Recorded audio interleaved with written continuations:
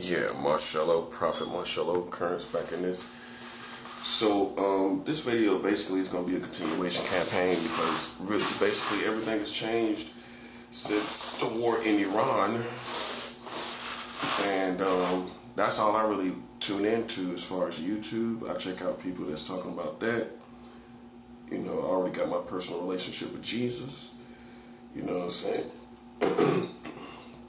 Which is evident and obvious to those who understand. We are what other people are trying to be. We are truly a spiritual warfare special force that is at war with these crazy bugged out Americans who thought they was going to just play with us for free. God didn't allow it, buddy. He didn't allow that. No, that's a negative. That's how I put it like that. That's a negative. God did not allow it, and it's not being allowed right now. Okay, so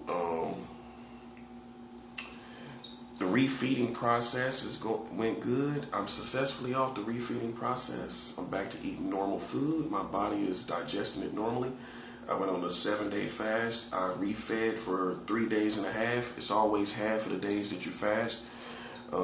Just remember, when you listen to these American preachers talk about fasting, they never mention refeeding. Refeeding is scientifically proven. You can't just hop off a fast and eat what you want. So you have to be very careful. People die all the time. You can go look up people that die from fasting all the time. My enemies thought I was going to be one of them, but I'm not. I'm too educated. But yeah, people die from fasting all the time. Recently, like in the past recent years, people died from fasting. You know what I'm saying? They die from fasting all the time. So, you know, you got to be careful that you're not entering into fasting, and when you're finished and accomplished it, you know, you come off just eating anything. I always get a story about the KFC. The dude in America that died from KFC, he came off a fast and ate KFC and died. You can't put food like that in your stomach from all that grease. The grease was the main thing, and then the texture of the skin on the outside of the chicken. That was the other thing. Between those two right there, your body can't break it down, and your body can't break a certain element inside animal meat. It can't break that down either. It has to be prepared to do that. You know, I just ate meat after 10 days and a half. I ate my first couple meals was after 10 days and a half of eating. I just started back eating meat. Okay, it's serious, you know. So it's just like once I educated myself, I was like, wow, man. People in American Christendom never talked about fasting for. They never talked about refeeding at all. And it's like, oh man. I mean, if you don't tell people that, it's almost like not giving them the dangerous part. Not giving them the dangerous part, the precaution. That's the main precaution. So if you tell somebody about fasting, just because you don't see this part in the Bible, you're supposed to tell people about the refeeding, refeed, as to feed, refeeding process. If you don't teach people that, they can hop on a fast and hop off the fast and hop on the wrong food and die. So you have to be very careful with what you teach. You know, God holds us accountable. See, I mean, for me being a prophet, God is not going to let me be in the dark about things like that. You know what I'm saying? It makes me question everybody. But, you know, it's just the level that I'm on, you know. But I expect people that really say they know God, you know, to know about refeeding process, because God going to lead you to the information. He's going to lead people to you. Doctors, even in your church. I'm not saying everybody I listen to was not of God, but this is the things that I expect from people that say they're spiritual. I expect God to lead you to this type of information, and I shouldn't have to tell you if you're more spiritual than me.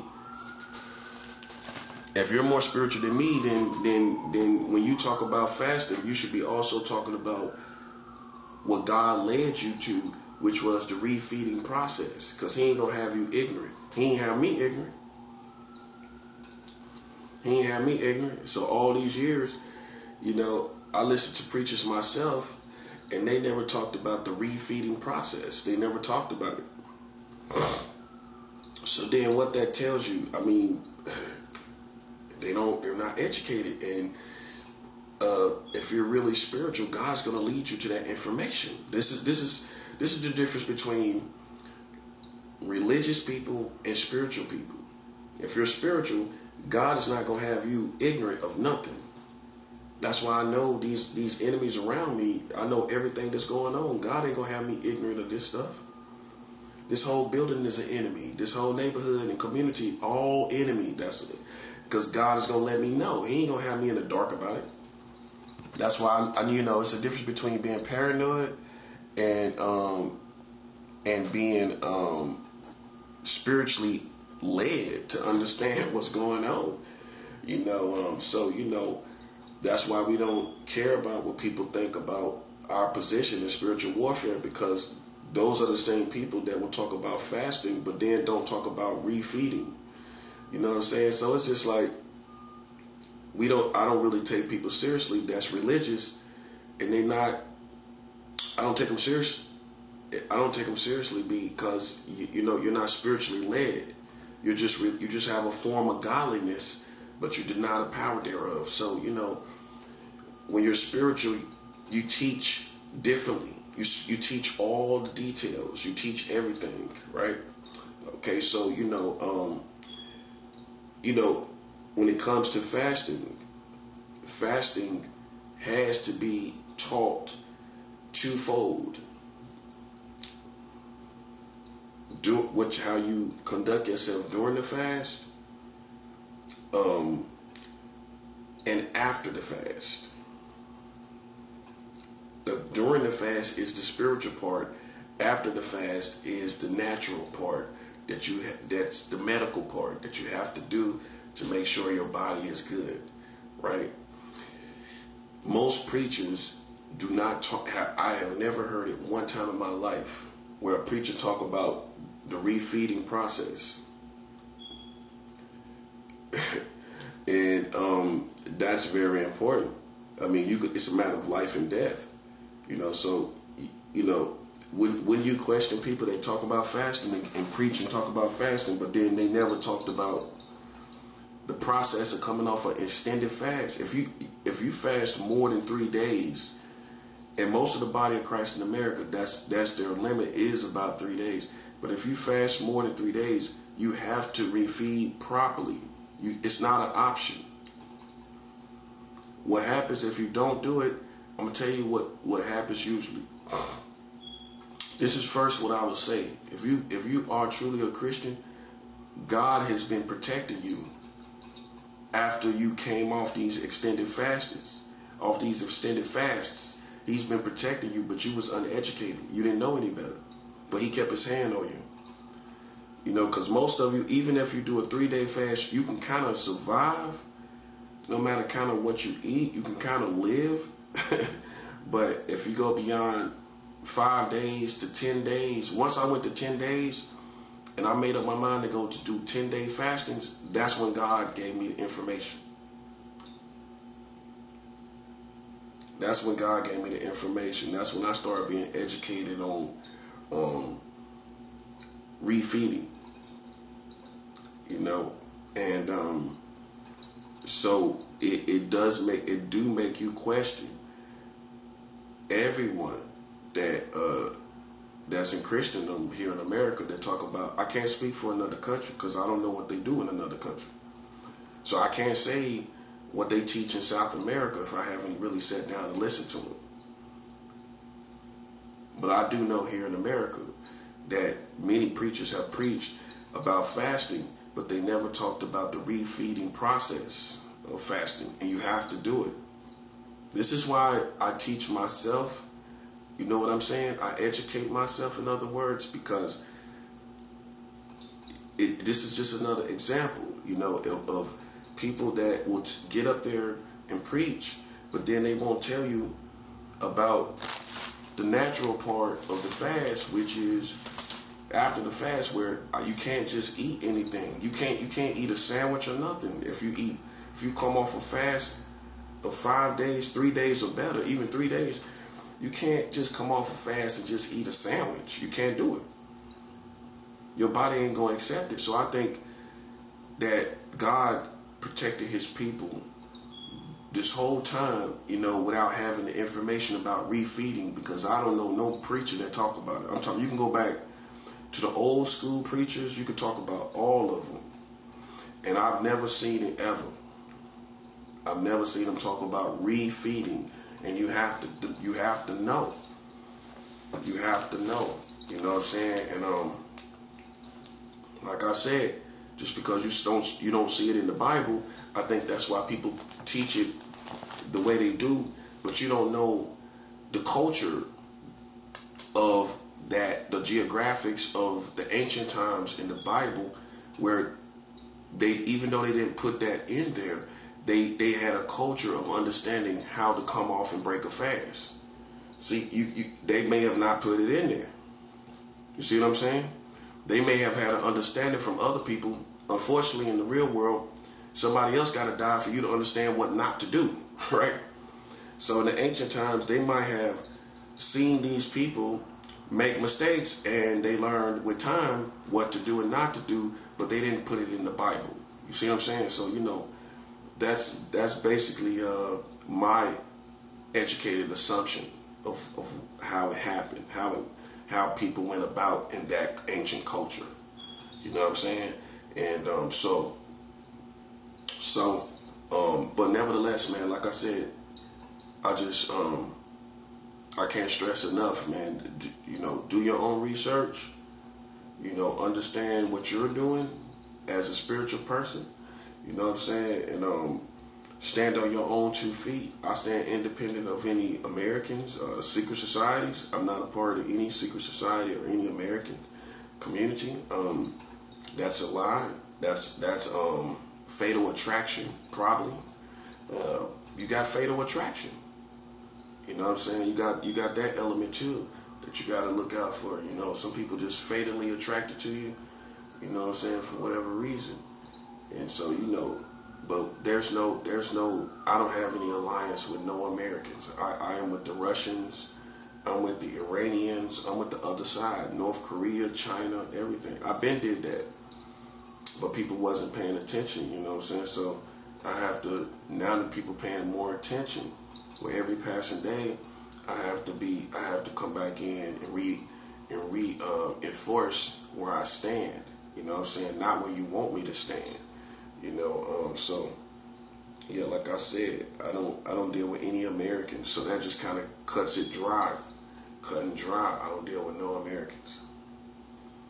Okay, and that's what it is. I don't get this far, and people leave me for dead. And then when you see I rise to the top, now you jocking me. You know what I'm saying? It don't work like that. You can't insult no black man's intelligence like that. I mean, come on. That's why I give people the cold shoulder. You know what I'm saying? Because I already know you put me in these situations on purpose. I survived it. I came out of it, and I keep my distance, and I want people to keep their distance from me because I'm not playing any games. It's that simple. You know what I'm saying? Just be glad that I didn't lash out at nobody. Just be glad that I didn't harm somebody in these situations that I know you put me in on purpose. No, just be glad that that's not the situation. And that's that. And so, with that being said, I don't want to deal with nobody in this building, in this community, or at all. At all. I mean, come on. If I know about this, and I do, okay, you think I'm gonna play along with these people or talk to them? I'm not gonna deal with these people. So it's just like, you see who's serious in life, and I've always been esteemed this type of person. I'm a very serious person. If I know you're an enemy, I'm not gonna play with you. I'm not gonna try to figure you out. I don't care about you.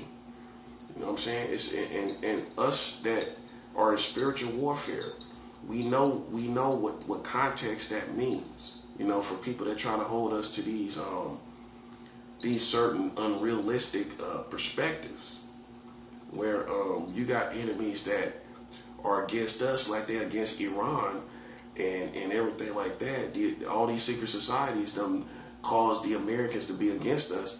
Then we're not unreasonable with our stance and our position. How we feel, our demeanor, our disposition, and how we feel, it's not unreasonable. So you know what I'm saying? That's the Jedi mind trick to make you feel like you're tripping and then get you off of your job. You know what I'm saying? Nah, you got to stay on your job. These people are enemies. They played themselves, you know, and now they jocking you. If you're on my level and you came out like I did, then they're gonna be jocking you. You know what I'm saying? And you gotta sidestep that jocking, if you will, and stand on your own 2 feet. You know what I'm saying? You know, bask in your own. And I'm not saying this in a egotistical way or a narcissistic way or a conceited way or arrogant way, but you gotta bask in your own accomplishments. You defeated these people. You know, we ain't trying to hear nothing else. We ain't trying to talk about nothing else. I'm chilling on the fact that we defeated these people. You know what I'm saying? I'm chilling on that. You know, so I mean that's where I'm at today. You know, so you know, so we're continuing now that we have established that this position is godly. We're not playing no like, you know, we be halfway with these people, we halfway not. We're not playing any of those type of positions. You know, we not with them, they not with us. Point blank period. And things are cut and dry by principle. It is that. People say it's an extreme. No, it's not. And when you know all these people went against us and everything, and they left us for dead, wisdom is going to tell me, I'm not picking nobody out the crowd. I'm not picking nobody out them crowds of people here in America. I'm not dealing with nobody in these crowds at all. That's it. I'm not in the mood for it. I don't want to do it. I'm not trying to do it. You know what I'm saying? So that's all it is to it. I stick to myself. That's all I'm required to do. By law. All I'm required to do by law is be a person that don't physically come out here and harm these people. Other than that, I'm doing me, and that's how I'm gonna continue to be. You know what I'm saying? So like I advise you to do the same thing. Do you? You know what I'm saying? All this other stuff, this cartoon world, just do you inside your own world, man. You know what I'm saying? As these people fall and crumble, because that's what's happening. They falling and crumbling. You know what I'm saying? You gotta do you. Stay away from these suckers. You know what I'm saying? Stay away from these people. That's all. That's it. There ain't nothing else to talk about. Okay, so we moving in forward march towards what works. You know, what we know works is these spiritual weapons that of fasting and giving offerings. These things are working. You know, we gonna keep doing the same thing as a war, you know. And some people don't believe it came to this, but then you got to go back to the origins of this whole situation, and we don't really have time to explain. You know, see, it's that type of situation. I can't explain this. I can't do a new video and that explains present objectives for spiritual warfare to real high-ranking Christians, and keep incorporating the origins of why all this happened over and over again. Who started this? What the real reason was? I can't do it anymore. If you don't that's why I can't care. If you don't understand, you don't understand. It's just, you know, I would imagine that if you really cared about understanding, then you would go back to the videos and research the videos. But I can't put the origins in every video anymore. And that's what it's like what you're doing. It's like, that's like what it is that I'm doing. I can't put the origins in the video over and over again so that the overall community know what really happened. That's just chiming in or coming in. You know what I mean? I can't keep putting how this started in the videos over and over again. We gotta do what we gotta do today. We gotta talk about today and today only. Moving forward, that's why these people that started this stuff, the secret societies, they have to be left behind. They're not relevant today, and I'm pretty sure they feel that way. They're not relevant. How? Doing the same thing they was doing last year? That's not relevancy, man. We're doing something new every single year. And so we're not talking about people that's doing the same thing day in, day out anymore. That's why I am gonna do a video about, and this is gonna be the whole theme moving forward. We're not keeping secret societies relevant anymore. It's because God showed me at the top of this year, and I really know this is a spiritual word, if you will, that these people are not relevant in 2026. And at first I didn't really know the full entirety of why. The full entirety of why is because all this other stuff is happening that overshadows gang stalking and mind reading and the same stuff. They doing the same thing every year. How much respect can you give to the same people doing everything, nothing differently, nothing differently? So that time is over. It's not relevant. It's overshadowed by, these wars in Iran and South America. Remind you, the leader from Venezuela, he's here in Brooklyn. He was supposed to see the courts March 7th, so I don't know what happened with that. Maybe they delayed it, but they ain't talk about that in the news. But he was supposed to see the judge March 7th, right? Okay, so you got that. You got all these real things going on. He's right here in Brooklyn where I'm at. So imagine me focused on gang stalkers when the president Maduro from South America is incarcerated illegally, some would say. Imagine me paying attention to the same thing they was doing last year. You know what I'm saying? It's not going to happen. You got to remember, it's a whole bunch of retarded culture people that think like, this is a new year and this is what we're going to do. Listen, man, we not paying no attention to that, bro. We not paying no attention to it. We not paying no attention to it whatsoever. Okay? All we doing is talking about now who has become the enemy, the Americans, for helping these people, the strategies that is spiritual to defeat these people. That's what we talk about. We're not talking about no gang stalkers in 2026. We talk about the strategies to defeat the whole community by spiritual means that went and helped these people. Because if you don't know, they helped them. These Americans helped them. They helped. Okay? You don't help people like this and and put you in the equation. Okay? We don't trivialize your position. And you was helping them and taking money from these people, and you was out there with your kids gang stalking and playing psychological games with human beings. We put you right in the equation with these people. And that's that, bro. That it ain't hard to understand. That's why I love my situation, because it's not hard for people to understand. These Americans are part of the equation because you helped these people. That's it. You took their money, you took their goods. I received intelligence that you took cards from these. You gave gift cards. You took gift cards from these people. God ain't gonna have me ignorant. I'm gonna always have somebody to tell me what's going on. You know what I'm saying? These people act like gamers. They get paid to be like gamers and play with us like they gamers. That's the truth. Like video games, they pay these people to play with us like it's a video game. Okay, so I've been knew that. I knew that 5 years ago. You know what I'm saying? So, that's what people have to understand. We're not behind, we're not blind to this stuff.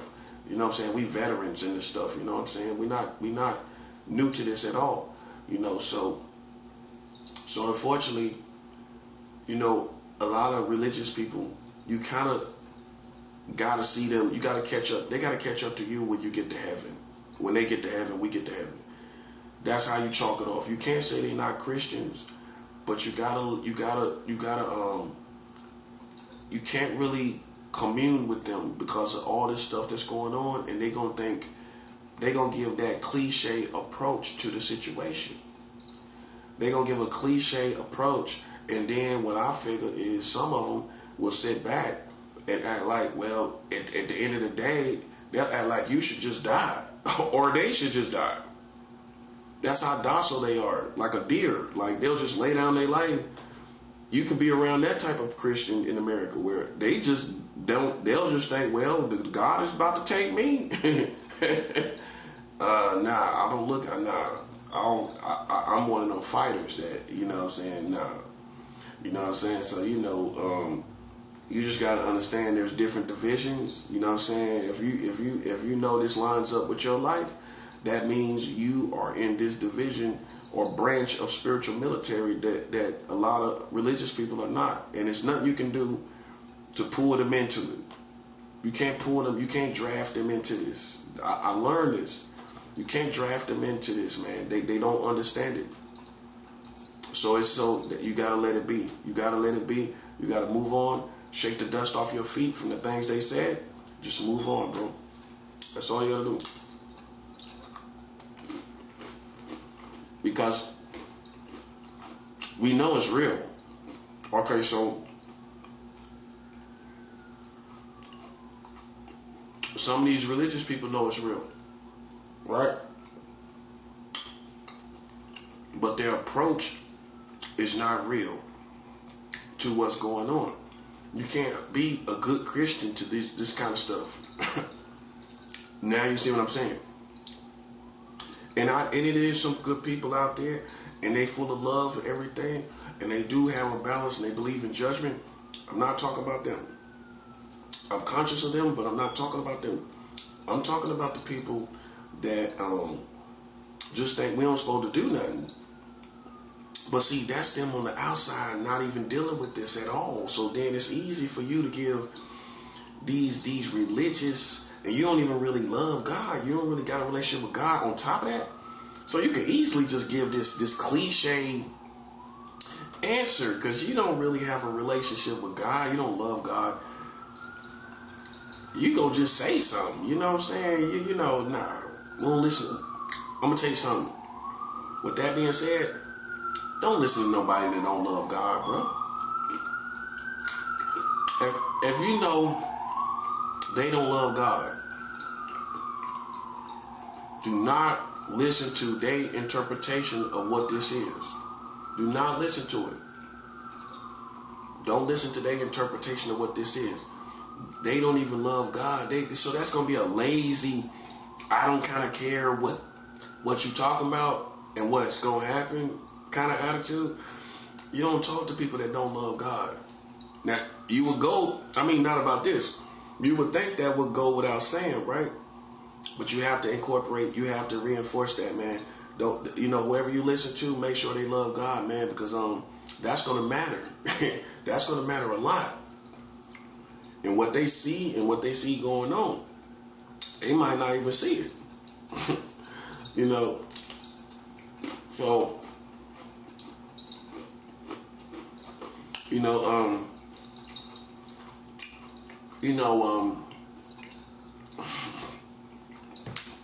but we know this is true. We know this works. We know this is real, right? That's all you need to realize, man. The time of the famous preacher is over. I'm not doing this to be famous. I'm not doing this for really likes. I'm not doing this for people to gravitate towards me or to get some destiny and something like that. This is not a destiny move. This is not me trying to climb the ladder of Christendom and trying to get known. And this is me being transparent about my spiritual warfare, and that's basically it. You know, it's nothing more, nothing less. And you're going through it, we're going through it. So, you know, with that being said, this is not about no destiny. This is not about no opportunities and some blessings, some materialisms and things like that, and getting a car and all this different stuff. And I'm not knocking that. I'm not saying you don't need it. I'm not saying God can't provide it. But that's not what this is about. What I'm doing. This ain't about me trying to come up. You know what I'm saying? As a preacher. You know what I'm saying? Trying to come up and trying to get opportunities as a preacher. That's not what this is. You know what I'm saying? You can tell with my language, because if it was, I would just make these formal messages that you could see that I could preach, and I can talk about the most important subjects in the Bible. But society is shutting down. Everybody can see it. So if society is shutting down, why am I gonna be talking about all this other stuff that it's not? It's almost like this. You're teaching and preaching out of season. You know, it's not relevant. Even though, I'm gonna put it like this. It's like having a real war going on, but you just pick a subject out the Bible and start talking about this subject while this real war is going on, and you're not addressing it, or you don't incorporate it into your message, but you're just picking a part of the Bible and just reading it. That's how I look at it. And it's gonna sound good because it's the word of God. But I'm not saying every person supposed to play my position. But at the same time, you know, we have to all understand what our surroundings are. I mean, and if we all understood what our surroundings are with this situation, see how they have to manipulate us? Because they have to have the most famous and rich, important Christians unaware. They got to make us look like we crazy. They got to make us look like we tripping, like we funky. You know what I'm saying? And they got to make us look like, something else is going on. You know what I'm saying? Something else, kind of some mental sickness or something like that. Or all these accusations that they talk about. Nah, that ain't what's going on, man. You played out here in the field, and you got what you deserve, and that's what's going on. You know what I'm saying? So, you got to make sure that whatever you're teaching, if you in spiritual warfare, me personally, I feel like there's nothing else. It's so important that how could you be talking about something else? I think it's like that. Like if you're in a war, I mean, it's almost better to teach concerning the war instead of if you're on the battlefield. It's better to talk about and teach what's going on about the war than something else. That's how I'm looking at it. So we're not trying to walk no tightrope for these clowns in America, these corny people that think that, we're supposed to walk this tightrope for them and prove that we're perfect and prove this. Nah, we ain't doing that either. Because like I said, I don't really care what comes across my mind, because I know you're playing psychological games. So to me, I know for sure that's you. And that's where we're going to leave it. We're not going to say, we're not going to, keep going on and on about what these people are doing. We moving forward past that too. We're not wasting any more time talking about witchcraft community another year. That's for my true brothers and sisters. It's time to talk about strategy. It's time to talk about what we do as a corresponding action. Okay? It's time to talk about what happens as a result of what these people have done. No more talking about and taking time to break down what they're doing and all of that. I think it's more important to talk about strategy. This is why preachers go their different ways, because people cannot agree on what's most important to be the subject matter. Right now, we need to be talking about the strategy of what to do. And that's that nothing more than nothing less, nothing more than that. Because sitting up talking about what this witch is doing and what that witch is doing, I'm not knocking that. I'm not knocking it. Awareness in a word of knowledge, I would call that a word of knowledge, I guess. That is good. That is good, but it comes to a point where, okay, what's the strategy? Let's act like a real military and wake up every day with the strategy. What's the next objective? You see what I'm saying? Like a real-time military. A real-time military ain't gonna keep talking about what the person is doing and all of this. Now we're gonna talk about our position on the battlefield and what's our objective. What I'm trying to pull you out of is the fake spiritual warfare that's been presented to the American church all this time. It was almost fake because they really wasn't engaging in spiritual warfare on these levels. They wasn't really dealing with it. They just addressed it like some good, cool pizza time message. It was like pizza time message. We're going to talk about spiritual warfare tonight. It's pizza time. You know what I'm saying? Like, this is pizza. This is a cool pizza time message. This stuff is real, bro. And what I want you to show you is, what I want you to see is that basically, man, people have been on the levels of, elementary levels of spiritual warfare, and we really in the more advanced levels where these people are doing more advanced things, where now they're using the Americans against us. Okay, so we listen. With that being said, once you realize you come above from the lower levels, you no longer address the lower levels and what they're doing day by day. That's not an advanced level. You have to now come up to, okay, what's the corresponding action? Let's stop talking about their position in the whole video. Let's start talking about our position, because see that's more educational right now, so that people will see in the body of Christ we do have a corresponding position to these witchcraft people. It's something that we do. It's something that we do. It's something that we do, and that's all I'm talking about. Is what we gotta do. Cause they ain't pulling my wool over my eyes. They're trying to be quiet because they think they got something on me. It don't work. I'm a veteran, man. I've been through this too many times. I already know.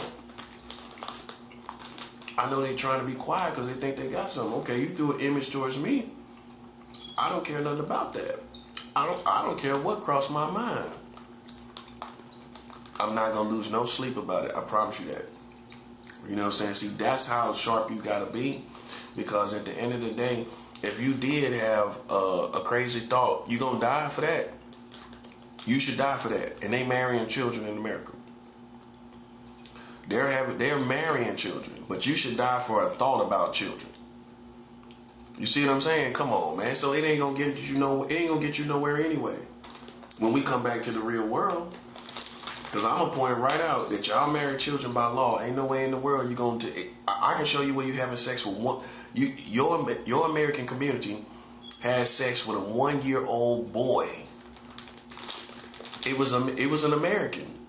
This black mother was forced and deceived into having sex with her own 1-year-old child. I'm pretty sure that's considered an infant. 1-year-old is an infant stage. Some people are not aware of this. Okay, so that's still infant, right?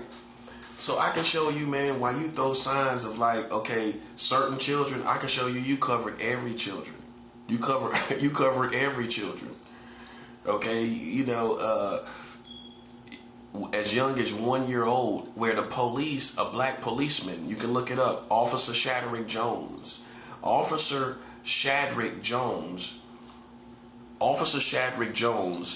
down in Iberville, Louisiana, came to a woman's house to serve a traffic violation ticket, right? This happened about 2019, I think. So just now 7 years. But it's within the past 10 years, which still make it valid. I mean, they talking about stuff you doing. Okay, so this policeman came to her house to serve a traffic violation ticket. When he got there, this is real life. When he got there, this police officer, this black police officer, basically deceived this woman that if she didn't do this act with her child, he just stepped to her, I guess, right away. Don't know how that kind of went out, happened, transpired, but he stepped to her right away, basically, and told her if she did not perform this act with her child, she would be locked up. So she performed a sex act. This black woman down in Iberville, Louisiana, she performed a sex act with a 1-year-old child at the hands of the police. You can go look it up. Now, whether he was arrested or not, I don't care. I'm showing you the nature of your community, and that's all I'm doing. Whether the Jedi mind trick is whether he was locked up or not. I don't care if he was locked up or not. I'm showing you the nature of your community where you can't do nothing really about. You're in a fallen world. Keep in mind, black people didn't say nothing about this Officer Shadrick Jones. 50 Cent didn't say nothing about Officer Shadrick Jones. I was the only one talking about it. Well, this black man made a black mother perform a sex act on her own 1-year-old child. Okay? The whole American community didn't even that's the worst case is what I'm trying to show you. Why they try to form these folklore around us. No, listen, buddy, that stuff ain't even real what you talking about. What I'm talking about is real. The prophet, let me tell you something about me as a prophet. I don't talk about UFOs and Bigfoot. A prophet talks only about what's real. Let's get this established. You ain't gonna ever see me dip and dab into all this other little corny stuff, cause I'm gonna be led so deeply into things that's real that God revealed that I don't even need those props and these additives to make it interesting or to expose the Americans for you know what I mean. I don't need all of that. You know, these messages of realness, of real occurrences, is so shocking that, you know, I don't need to talk about no Area 51 and all this stuff. I'm talking about Shadrick Jones down in Iberville, Louisiana, that made a woman perform a sex act on a 1-year-old child, and your whole black community didn't say nothing about it. Not the athletes, not the superstars, not nobody. If it was left up to you, nothing would have happened, because that person wouldn't even been arrested because you didn't even respond. If it was left up to your community, he wouldn't have got the maximum sentence because you didn't protest about it. You see what happens in those cases? You have to protest. You was nowhere to be found. The whole black community. That was the most craziest thing to me. You finally got a police officer making a woman have sex with her own child. How was that not talked about? I'm gonna tell you why it wasn't talked about. It wasn't talked about because he was a policeman. The Freemasons covered that up. They censored it. America, basically, I'm gonna put it like this: if it wasn't the Freemasons, they basically censored it. They put that under the rug, swept it under the rug for the overall perception of the police image, to make sure the police image will be protected. Because you can't explain to me why CNN and the Fox News said nothing about it. They said nothing about it. Okay, they said nothing about it. So I don't have no crazy thoughts about children. That's what they tried to put on me. I don't think nothing about no children. And I'm smart enough to know that's what you're doing. It don't bother me, buddy, because I know that's what you're doing. Makes sense? It don't bother me.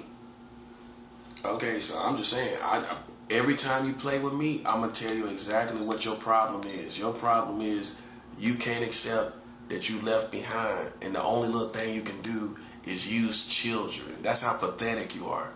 You know what I'm saying? For me, I'm going to tell you the truth about children, what you did with children. You're marrying children. Officer Shattering Jones made a woman have sex with a 1-year-old child right here in America. It don't get no worse than that. 1-year-old, it don't get no worse than that, buddy. So we ain't wasting no more time. Let's establish this. I'm glad this is coming up. We ain't wasting no more time, especially because of gang stalkers, talking about pedophiles. That's over.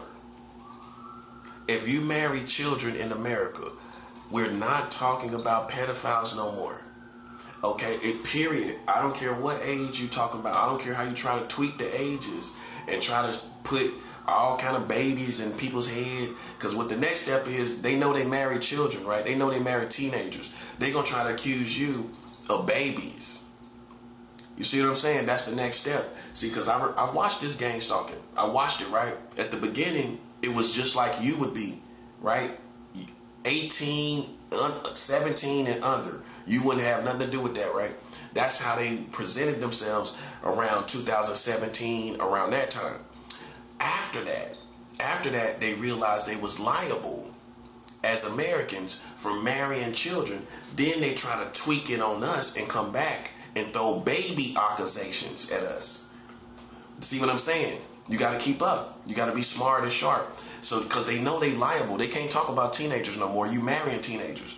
You can't talk about young children, preteens and kind of stuff like that, because you're engaging sexually with them. So now you got to bring it down to where now the gang stalking is lower than that, to where they're accusing you now on the gang stalking level of babies and stuff like that. You know darn well.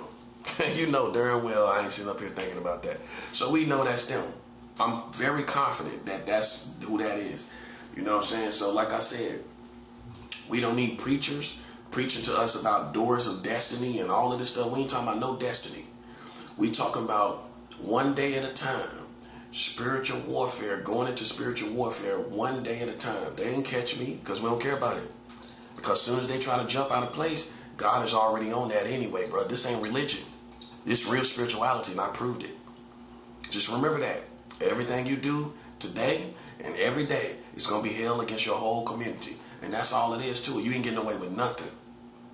And that's how you tell these people. So, with that being said, man, we're wasting no more time talking about pedophilia. And us as Christians, me as a high-ranking Christian, it's no need to talk about it when you got a case like Officer Shattering Jones, a police officer in America, down in Iberville, Louisiana, that came to a woman's house and to serve a ticket and forced her to have sex with her own child to stay out of jail. Okay, this happened in the 21st century. This didn't happen in 1972. This happened less than 10 years ago. And your country has still not mentioned Officer Shattering Jones. I don't care if he got locked up. That's a Jedi mind trick. I want you to acknowledge that the police has done the most despicable thing in our community.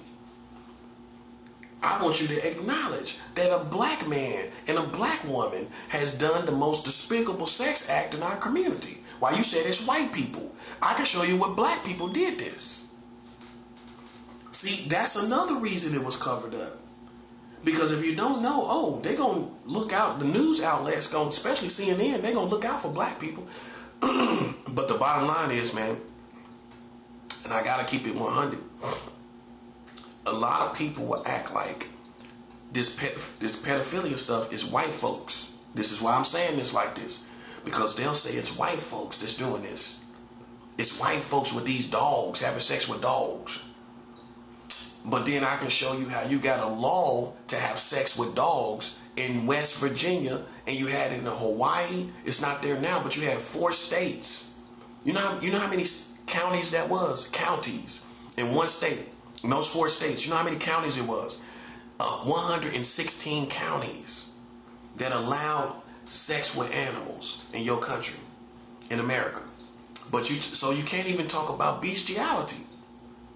You've done everything, and the prophet is the one that's showing you. Even a 1-year-old child. I ain't never interacted with no. That's listen. You ain't never see me interact with no child 1 year old. You crazy? You out your mind, buddy. You out your mind. You ain't never seen me ever. You ain't never seen me ever sexually handle or play around children or even think nothing like that. You ain't gonna never see me do that in my lifetime. But I can show you where an American right here did that. I can show you that. I can show you where an American did that, and y'all did not acknowledge it. You didn't acknowledge it. That's what I'm saying. But you're trying to acknowledge something psychologically, but you didn't acknowledge the real world where a police officer. You can't tell me black people didn't fumble. That was a cultural moment besides the charges, where we finally found a police officer, red-handed, playing with a black person with a child. That's a cultural moment. You don't see it like that. That's 7 out. That was a cultural moment. You ain't gonna never get that again. You ain't gonna never get a chance to get that again on police. You see what happened? You missed that moment. That was a cultural moment where you found a police officer guilty of making a woman have sex with her own 1-year-old child. That's what black people been looking for this whole time. These dirty black cops, these cops, not just black, these dirty cops doing the despicable things, and you fumbled. Nobody said nothing about it. You can't get that back. You can't get it back. If that would have been protests about that, it would have changed everything on how we see the police. People would have took us more seriously, moving forward. If you're not smart, you don't realize. People would have took us more seriously when we talk about these police and how they shouldn't even be out here trying to investigate nobody. You having sex with a 1-year-old child? You make a woman have sex with a 1-year-old child? We don't take the whole police institution seriously. Now you see what I'm saying? It wasn't just for the moment. You can't be one-track minded. Things like that happen, that's a cultural shifting and change in the community. That shifts and changes the perspective of these police out here playing with people. But if you don't say nothing, no change comes. And that's the worst moment for black people ever, bro. That's the worst fumble ever. You finally found a police officer that made a woman have sex with her own 1-year-old child, and you didn't say nothing about that. That's the police. That was the police. You telling me that's not fumbling? Now you get it, what I'm talking about. Whether he's locked up or not, that's a simpleton. They say that. That's a simp that would say that. Because you walk away with more than charges. You walk away showing the community what type of people these are, and you change the mindset of the whole world towards these police. That's what you walk away with. Not just charging this person. You walk away with a cultural shift and change towards these police, these dirty police. So how dare they say something to me or try to question my integrity when one of their own have done one of the most despicable things in all of American history? Made a woman have sex with her own 1-year-old child. That's the dirtiest. What I'm trying to get you to show you, that's the dirtiest thing in this community. And y'all fumbled. As a whole American community, not just black people, y'all all fumbled. And I know why. And you don't know why. You know why? Because it was a policeman. That's why. You tell me why that didn't hit the news outlet and they talking about all kind of dumb stuff. Like the K9 unit of police officers. Who cares? Well, here's Jenny. She's a K9 unit K9 officer. How many times you seen goofy stuff on? You know what I mean, though. You know what I'm referring. You know what I'm trying to get at. How many times you seen goofy stuff on CNN? And then you don't even see Officer Shattering Jones. You can go look up the clips. You ain't gonna see no clips. I already looked it up. You ain't gonna see no police clips. You ain't gonna see no clips talking about Officer Shattering Jones. You ain't gonna see Al Sharpton didn't talk about Officer Shattering Jones. None of these, all the black community didn't talk about it. Can you imagine this? How I feel? All these black people, Black Lives Matter was out. Black Lives Matter was out here. They said nothing about a police officer making a black mother perform a sex act on her own 1-year-old child. Black Lives Matter didn't say nothing. And that's the difference between me, the prophet, and everybody else, buddy. You see what I'm saying? You see the same pattern, don't you? I got so, listen, look at the receipts. Look at the same pattern of me over and over again. Not a one-trick pony. Here's something else. Over and over again, where people didn't say nothing. And the only one saying something is the prophet. Over and over again. Here it is again. Officer Shattery Jones. No, none of these celebrities, none of these rappers, all these rappers talking about preachers turning children out, but you didn't say nothing in 2019 about Officer Shattery Jones making a black mother you should have been ready to kill. Made a black mother perform a sex act on a 1-year-old child, and y'all ain't say nothing? Now you see what I'm talking about, bro. Now you see why I don't take you seriously, bro. That's why I'm ready to kill. For anybody to play with me and y'all don't say nothing about that. Now you see how do you understand the energy? You see how the details make me feel the way I feel right now. Okay, so if y'all didn't say nothing about that, don't you see the outrage if you try to play with me?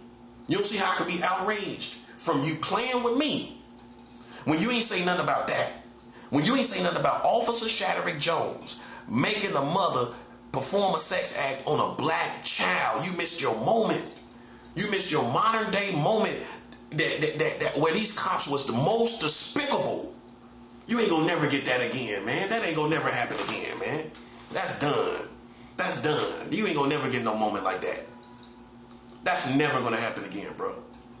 It's just not. That's just not. It's just not. It's just not. That's not gonna happen again. That's a moment where you shift the people's mentality from the cops. These people that sit out here and accuse other people, right? But at the same time, look at the lives they live. Look at the stuff they do, stuff we wouldn't even do. So then that person is not my judge unless they got a charge.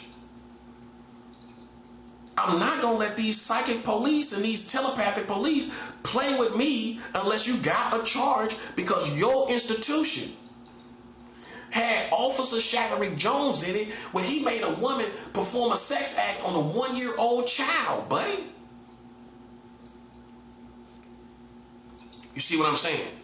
You see why the prophet is on top. So you can stop acting. Brooklyn can't say nothing. What you going to say?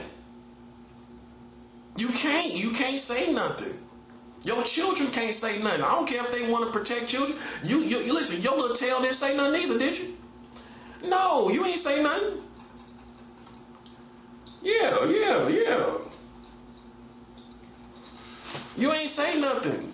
And now you see why, man, ain't no way in the world you gonna play with me. Now you see what I'm talking about, man. This is why you gotta go watch my videos, man. I got videos plural on Officer Shatterick Jones. You know what I'm saying? But I can't take the whole video and do it all. I can't put all this stuff in one video, man. But that is why I do three-hour videos, because, man, sometimes I do need to touch on some things. You know what I'm saying? And then come back to what I'm talking about, see? But that's why I have to have that time. I gotta have this time to do it. You know, but ain't no way in the world, bro. Listen, with that being said, ain't no way in the world you can get one black person to vouch for your position as police when you ain't got no charges. But then the worst thing that was done in this country was Officer Shatterick Jones, and the whole police institution didn't even apologize for it. You should have apologized on the behalf of Officer Shatterick Jones. The police institution should have came out and held a real official press conference on what he did, but they didn't want to out it. That's what it was. They didn't want that stigma and demonization, if you will, on the police institution, but that's what needed to happen. If we being truthful, right? Right. If we're being real, that's supposed to happen, don't it? Yes. We supposed to be made aware. So see, you can't talk pedophilia to me, buddy. I know the worst case of pedophilia where they try to make us Freddy Krueger. Listen, buddy. Listen, that's a clown game all day, buddy. I can show you the worst case of pedophilia where a black police officer, that's what made it so bad. This is a black man. He's supposed to understand, besides the nature of what was done, the bad relations between the police and black people. That's the first thing he's supposed to understand before anything happened. This man was a black man that oppressed a black woman like that and made her have sex with her own child. And you talking to me about pedophilia? He was supposed to understand that. Now let that have been a white woman. If that had been a white woman, we would still be talking about that. You don't believe it, do you? You don't believe that we would have been talking about this if it was a white woman that did this. If a white woman did this, you would have no problem with it. You would be talking about it still to this day. You would be talking about a white woman. She had to perform she was made to perform a sex act by a white police officer. Right? You'll be saying, oh, that's appalling. A police came to her house to this white woman. See, we trained to treat them better. We trained to treat them better. If this had happened to a white woman, you telling me we wouldn't still be talking about it? It don't matter if he got arrested. We still would be talking about it. A police officer made this white woman perform a sex act on her own 1-year-old child. That's young as it gets. Look at that. This is a 1-year-old child, man. And nobody said virtually nothing. Now, how would you feel if you was me and you can't unhear this stuff? You can't unsee this stuff. But yet somebody talking to you about a pedophile, man. How would you feel? Like, do you know what's going on in your country? You don't, do you? See, I want you to relax and realize I ain't kicking nothing but facts. I'm not kicking no speculation. I ain't kicking something I don't really know for sure. I'm telling you something I know for sure. This dude went over her house. And made her perform a sex act with her child, and he recorded it. He recorded this stuff. They found the phone. They found the video in his phone. At first, I thought he had some type of the other device, but I realized we in a smartphone time. This dude had a phone. He recorded it. They said it in the article. He recorded it and everything. You telling me why that didn't make the news? You tell me why that wasn't on CNN? I'm going to tell you why. Because it's the police that was involved. If it was anybody else, all of us would have heard about it. Or if it was another race, a woman. Oh, if it was a white woman. Oh, we would still be, you'd be talking about it like I'm talking about it right now. Remember that white woman? Remember that kid, when the police made, you would still be talking about it. I promise you'll still be talking about it. But see what I'm talking about? But when it happened to a black woman, you see the difference. You listen, man, that was your most finest moment. When we had the police in our hands, you can't get that back. You can't get it back. You can't get it back. It's over. You can't. That was our finest moment, man. When we could finally, ain't no way they can deny it. Ain't no way, ain't nothing they can say. Ain't no excuse for it. You made a woman perform a police officer made a woman perform a sex act on a child. Look at that. Now, if that had been a black police officer that made a white woman perform a sex act on her white child, they would have killed that dude. They might have would have killed him. They might have put him on death row, bro. Especially down in Louisiana. But when it happens to a black woman and her child, nobody knows about it. You see what I'm saying? Do you see what I'm talking about? You cannot tell me with confidence if that was a white mother with a white child and a black police officer or any police officer. If they came to her house and did that to her and forced her and deceived her to make her feel like she was going to go to jail or whatever. And they made her perform a sex act on her 1-year-old child. You can't tell me with confidence that nobody wouldn't have said nothing about it, like the Officer Shattery Jones and that black woman. You can't tell me with confidence that it would have been done the same way. If that was a white woman, something would have been done. I'm telling you. You didn't even know about it when it was a black woman. And I don't care if she was sick or not. She's black. She was manipulated. She was manipulated. She ain't offer the cop that sex act. She didn't offer him to do that for randomly. He deceived her. He played with her mind. It don't matter if she was mental or not. She wasn't doing nothing with the child before he came. I can see if it was a history of her doing something with the child already. She wasn't doing nothing with the child already, was she? Okay then. She didn't do nothing with her own child until the police came over there.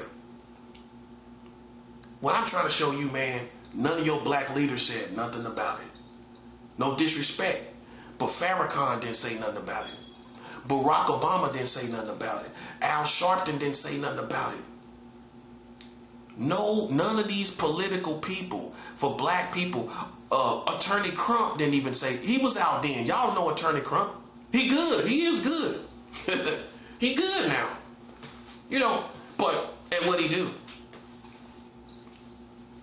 He wasn't even there. Attorney Crump wasn't even there. He was already out. Everybody knew who he was. He was on the scene then. That's when he was on the scene. That's when he was just getting on the scene. Everybody knew who he was. He always come out, you know, with something going on, national news, when something's national. Attorney Crump wasn't even there. Can you explain why that happened like that intelligently? Where it was a black mother, no matter what her mental health status was, she wasn't already doing that, so that means she wasn't inclined to do it without the police. Can you explain to me why no one said anything about that in the whole American community? What adds up? Them trying to cover up for the police. That's what adds up. It's too big of a situation for you to tell me that's not national news. So then what you gonna conclude as an intelligent person that's not gullible, that was to protect the image of the police institution in America. That's why we didn't know about it. That's why CNN didn't say nothing about it. That's why MSNBC didn't say nothing about it. I looked through all the different news outlets. There was not one clip on Officer Shatterick Jones. There was not one clip. Not one. I looked it up. Officer Shatterick Jones, CNN. Like that. And put it in the YouTube search. I couldn't find nothing. I think I even went on the internet, on Google, and Googled it to see if I could find something somewhere. I didn't find anything. I definitely didn't find anything on YouTube for sure. I can tell you that for sure. Okay? Nothing. And that's one of the most despicable acts in your community to this day. But they'll treat me and you like we Freddy Krueger. The corny stuff, bro. Like I'm Jason or some horror film dirty dude that done. You see what I'm saying? But they scared of the prophet because I'm talking about Officer Shatterick Jones. I've been talking about Officer Shatterick Jones for 3 years. Yeah, I've been talking about. I finally got me one of them little bastards, one of them police that did the most despicable thing, man. And then he was a black man. That was messed. That's what's so messed up. A black man can make a black mother. That's how you know these police that join that's black. They ain't black no. Most of them ain't black no more. They not black no more. How you gonna be black and make a black mama perform a sex act on a 1-year-old child? Look at that, man.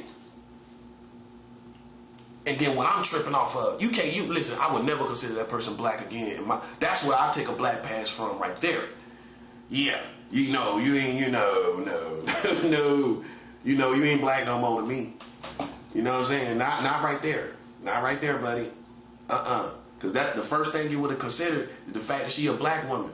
You know what I'm saying? If you're a police officer, it don't matter what the issue was. I ain't gonna be biased, but I'm gonna be professional about this whole situation. This dude was the extreme opposite of professionalism. I know you're a black woman. I know people have problems with the cops. That's what he played on right there. How bad black people scared of the cops. She probably thought he was gonna kill her or something. You don't know how he was acting.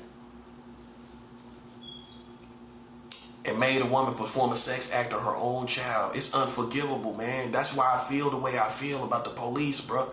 That's a 1 year old, not even 2. And now imagine. Let me ask you a question. How you imagine you asking me about a pedophile? You talking to me about a pedophile with that kind of stuff I have seen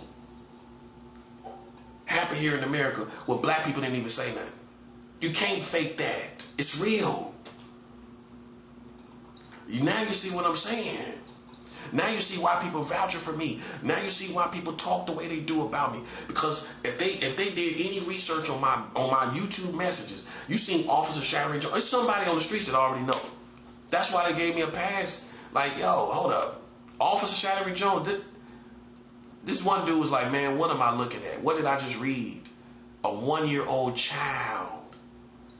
I don't forget nothing, man. I've been telling people about Officer Shattering Jones for years. Plural. 4 years, over 4 years. Go back, go check the videos. You're gonna see, only the videos you're gonna see is me. I'm the only person talking about it. And that was our finest moment to shift white America in the whole world away from the police. From Trump thinking the police is so honorable. Trump probably don't even know about this. Man, this could easily get past his radar. He's not omnipresent. Trump ain't omnipresent. Okay. Is Trump omnipresent?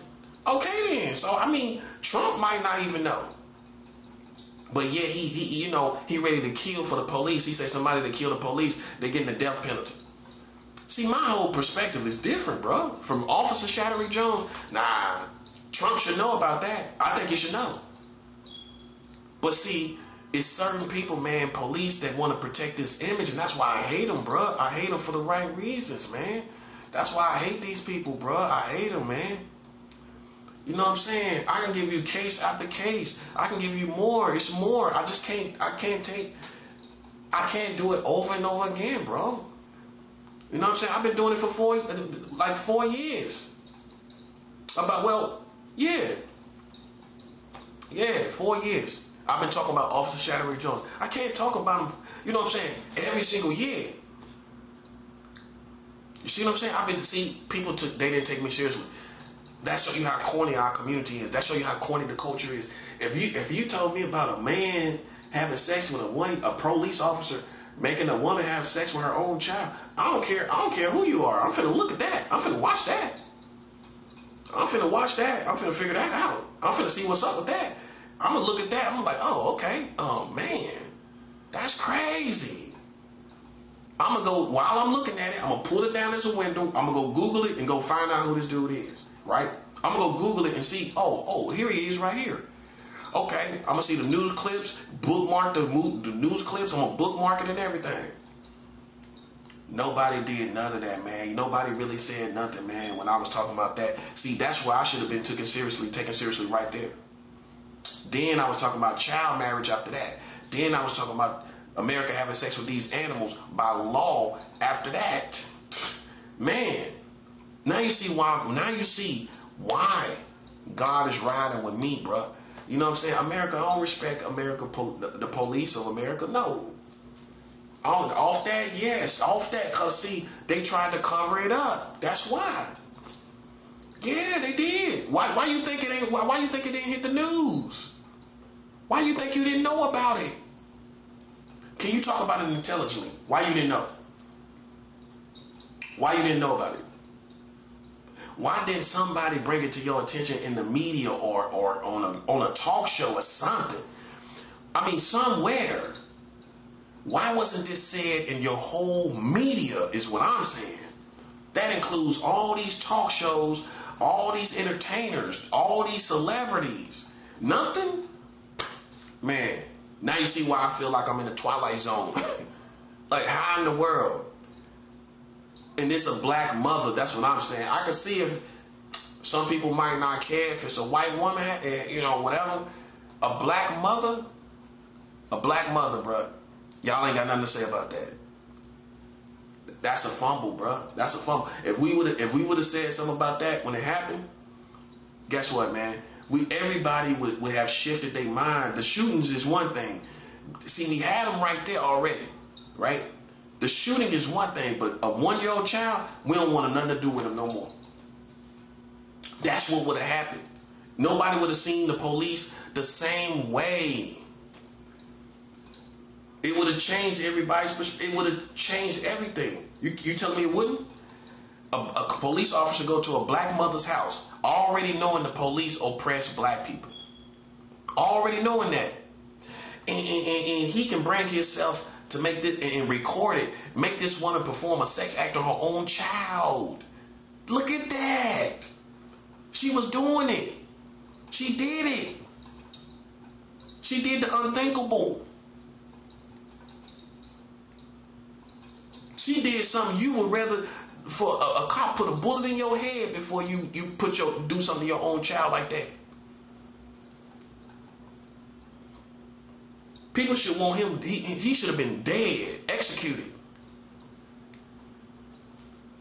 You make a woman perform a sex act on her own child, and you live.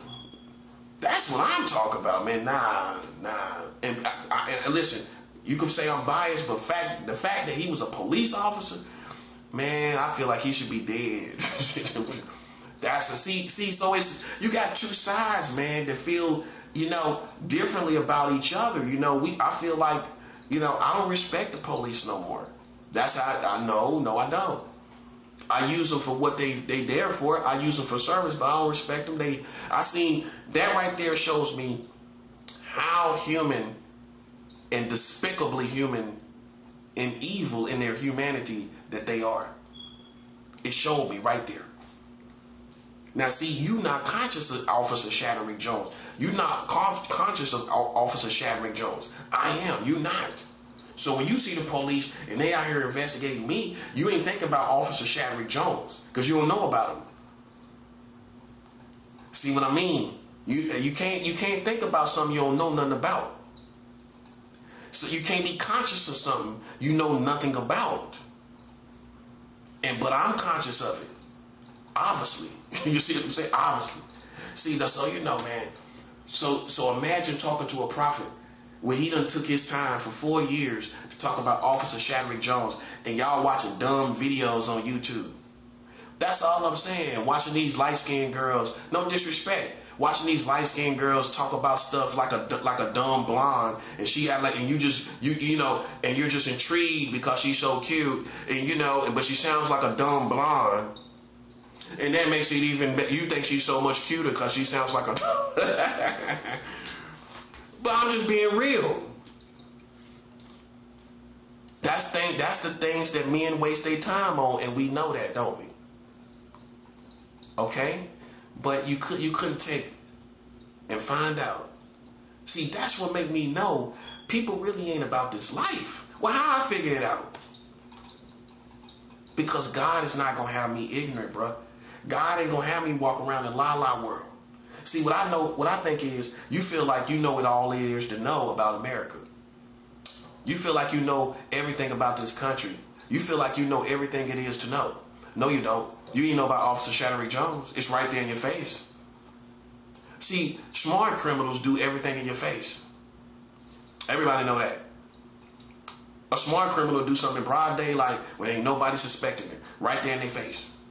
That's a principle of criminals. They did it right here in your face. You ain't even know nothing. They put it right there.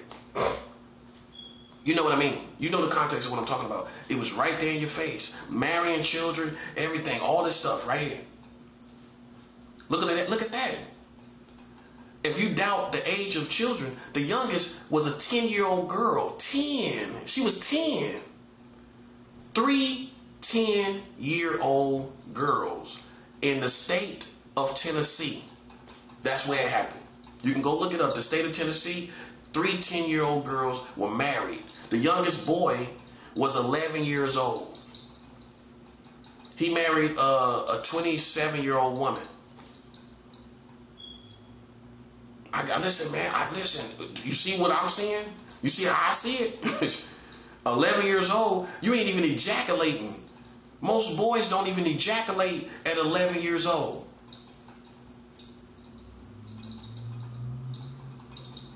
Married.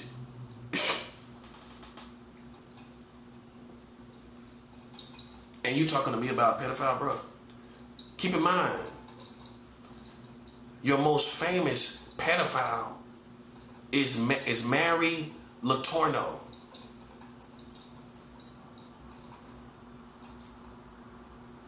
No, excuse me. Yeah. Mary LaRoe. No, Letourneau. Yeah, that's it. I think it's, yeah. Mary Letourneau is French, obviously. It's, you can tell it's French. She was the white woman that married that little Asian boy, right? Everybody remember this back in the day. She was on the Oprah Winfrey Show. Mary Letourneau married, yeah, that's her name. Mary Letourneau, look it up.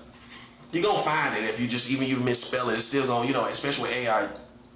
Mary Letourneau made married her student. She married her student.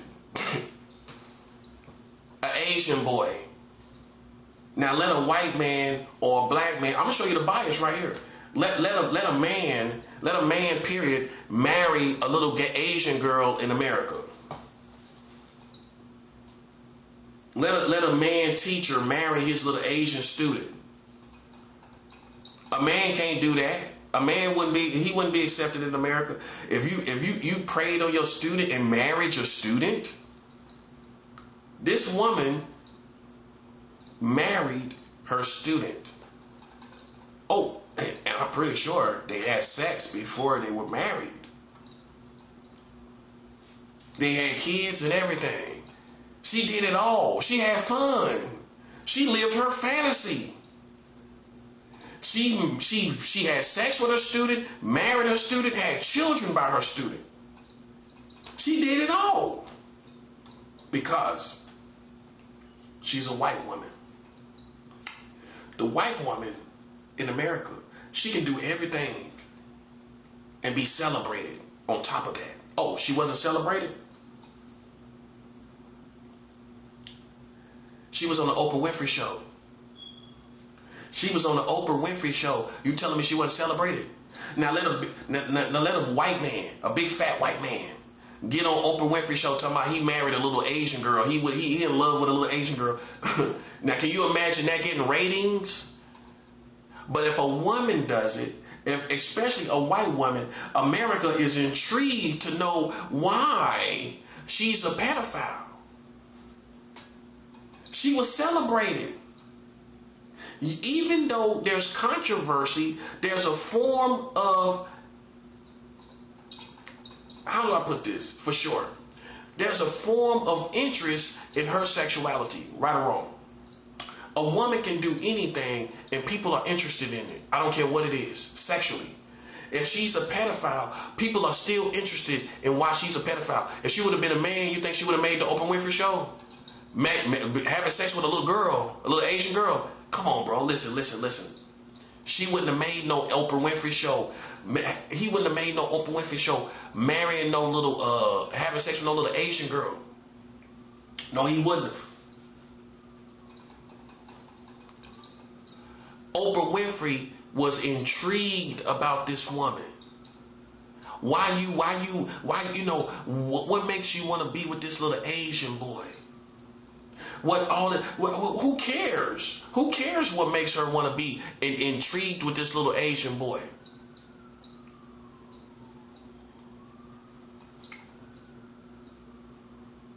You can't tell me that the CEOs over the Oprah Winfrey Show, you know what I'm talking about? The leaders over the Oprah Winfrey Show, they have to consider that every show is interesting and won't get them canceled. It could be one show to get a people canceled. You know that, right? It could be one episode of a show. It happened all the time. You can even say with the Jeffersons, you can go through all these different shows that got canceled because back in the day, morality and morality was different. How people viewed things were different. Back in the day, you can have one episode of a show that's controversial and it will get the whole show canceled. Go look at canceled shows because of sexual, questionable sexual things, shows that got canceled because of it. You can go look up a whole bunch of shows that got canceled because they did something sexually suggestive. That's what I was looking for.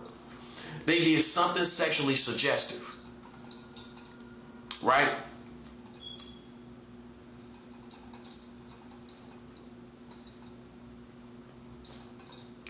Go look up shows that was canceled because of being sexually suggestive. So you got, my point is, Oprah Winfrey had to consider. She had to consider if this was interesting enough and this wouldn't get us canceled if people see this the wrong way. Like, this is just despicable. Why would you feel like we will be entertained by this information? So see, they had to make sure. What I'm trying to show you is when they put this most famous pedophile on their show, they had to make sure America will be interested in this person. They will be interested in this information. They will be interested in all the dynamics. You know what the dynamics were? A woman with a child sexually. And even that America is interested in. Okay? And so while they're trying to trigger on me, right? The police, listen, buddy, you ain't got no place in the world anymore over us, over me. I could care less. I know it's you. I know it's your people, right? And it don't work. If I think it's without sexuality involved. But we know it's you, don't we? Okay, so then listen, we don't question ourselves. I don't question myself. That's just because they do little psychological stuff while I'm talking about this, right? And when they do that, right, I'm smart enough to know it's you.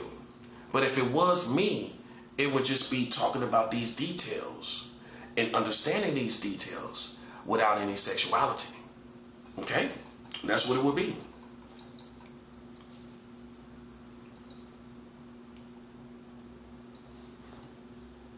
Okay?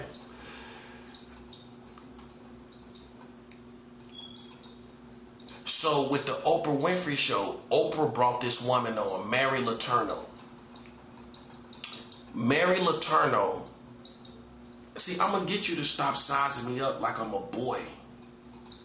As these cops, these white boy cops, right? I'm going to stop you from sizing me up like I'm a boy.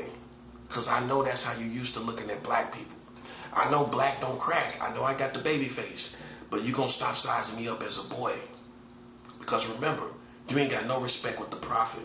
One of your own, Officer Shadrick Jones, you didn't, this is why I don't respect police. Because you didn't come out and make a statement to the community. You didn't come out and make a statement to the community about on the behalf of what Officer Shadrick Jones did, right? You tried to cover it up. You sat back on it. And for that reason, that's why I have no respect for the police institution of the United States of America. That's why, nah, you trying to hide that, bro. But then you trying to expose every little thought that we have. Like we stupid. Like I'm stupid. I don't care about that. I don't care about it. That's my point. That's my punchline right now. I don't care about that. I know what you do. I know what you've done. I don't care about it. You can't beat somebody who don't care. I don't care about it. I'm looking at reality. I know whatever crossed my mind, it ain't gonna never be thinking about no children, but I can show you where you did the same thing. And so that's why it's a race war. Because you hold people to different standards. And then when we finally catch you doing it, you don't acknowledge it like it's supposed to be acknowledged. We caught them doing exactly what they trying to catch me doing. In my mind, right? I don't care about that. We looking at what you done on paper. Okay, yeah, acknowledge it. Acknowledge it. We want you to acknowledge it. You did not acknowledge it as a community. You swept. You didn't even put it on the internet. You didn't even put it on the news outlets. It wasn't even on the news. It wasn't even on CNN. It wasn't even on MSNBC. So we're past the era of you acting like I gotta walk a tightrope. I don't care about that. I know whatever crossed my mind, you can't trigger me on it. All you're trying to do is trigger me on what I'm thinking about. You see how smart I am? See how smart I am, buddy? And that's why you got the sounds out there to try to trigger me and say, well, that's a mistake. No, it's not. It's not a mistake. It's not a mistake because it's you. And you can't gaslight me. You can't throw a thought and then gaslight on it. That's all you're doing. I'm a true veteran. I've been through this too long. You know what I'm saying? So I already know what it is. You know, but listen, this is why God is bringing a war against you. You're not going to hold us to a different standard, bruh. I know. You thought I was black and I would be defeated by these white people. It didn't happen. I'm still here. And guess what? I can live with everything that crosses my mind because I don't think about little girls or little boys. But I can prove that you do. Like you're famous, your most famous, I can prove it for sure. When them devils went to the Oprah Winfrey show, Mary Letourneau, a white woman, she dead now. She died during COVID. She died during the pandemic. I say during COVID, which is 2020. She died during the pandemic, right? Right. So listen, man, it ain't nothing to let go. You ain't got nothing on me, man. That's what I'm trying to show you. We ain't letting you play around my mind like that. I killed me somebody. You don't believe that? I'm not playing any games, bruh. Yeah, it's that hostile where I would kill me one of these people. Because I'm not going to let you sit up and play with me. And I know, and you know, and trying to trigger on my thoughts, I'm already offended about that. I'm already dangerous about that. And we know you up here marrying children. You know what I mean? No, it's unforgivable, man. That's why I'm saying, man, don't get one of these people murked in this building and in this community. I'm serious. I'm dead serious.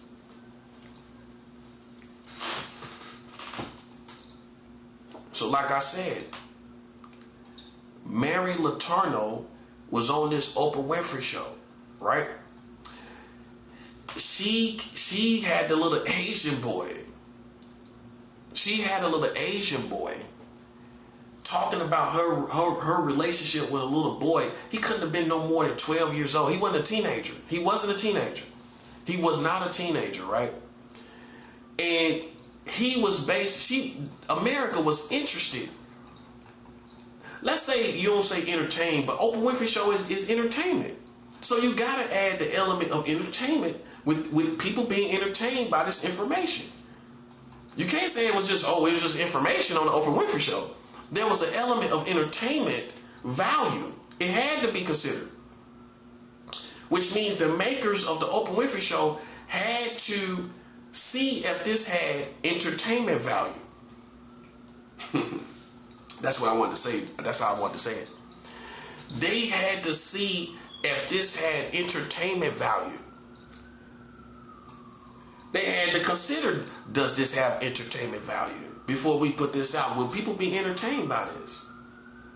That this white woman is sexualizing her student. See, women can get away with this.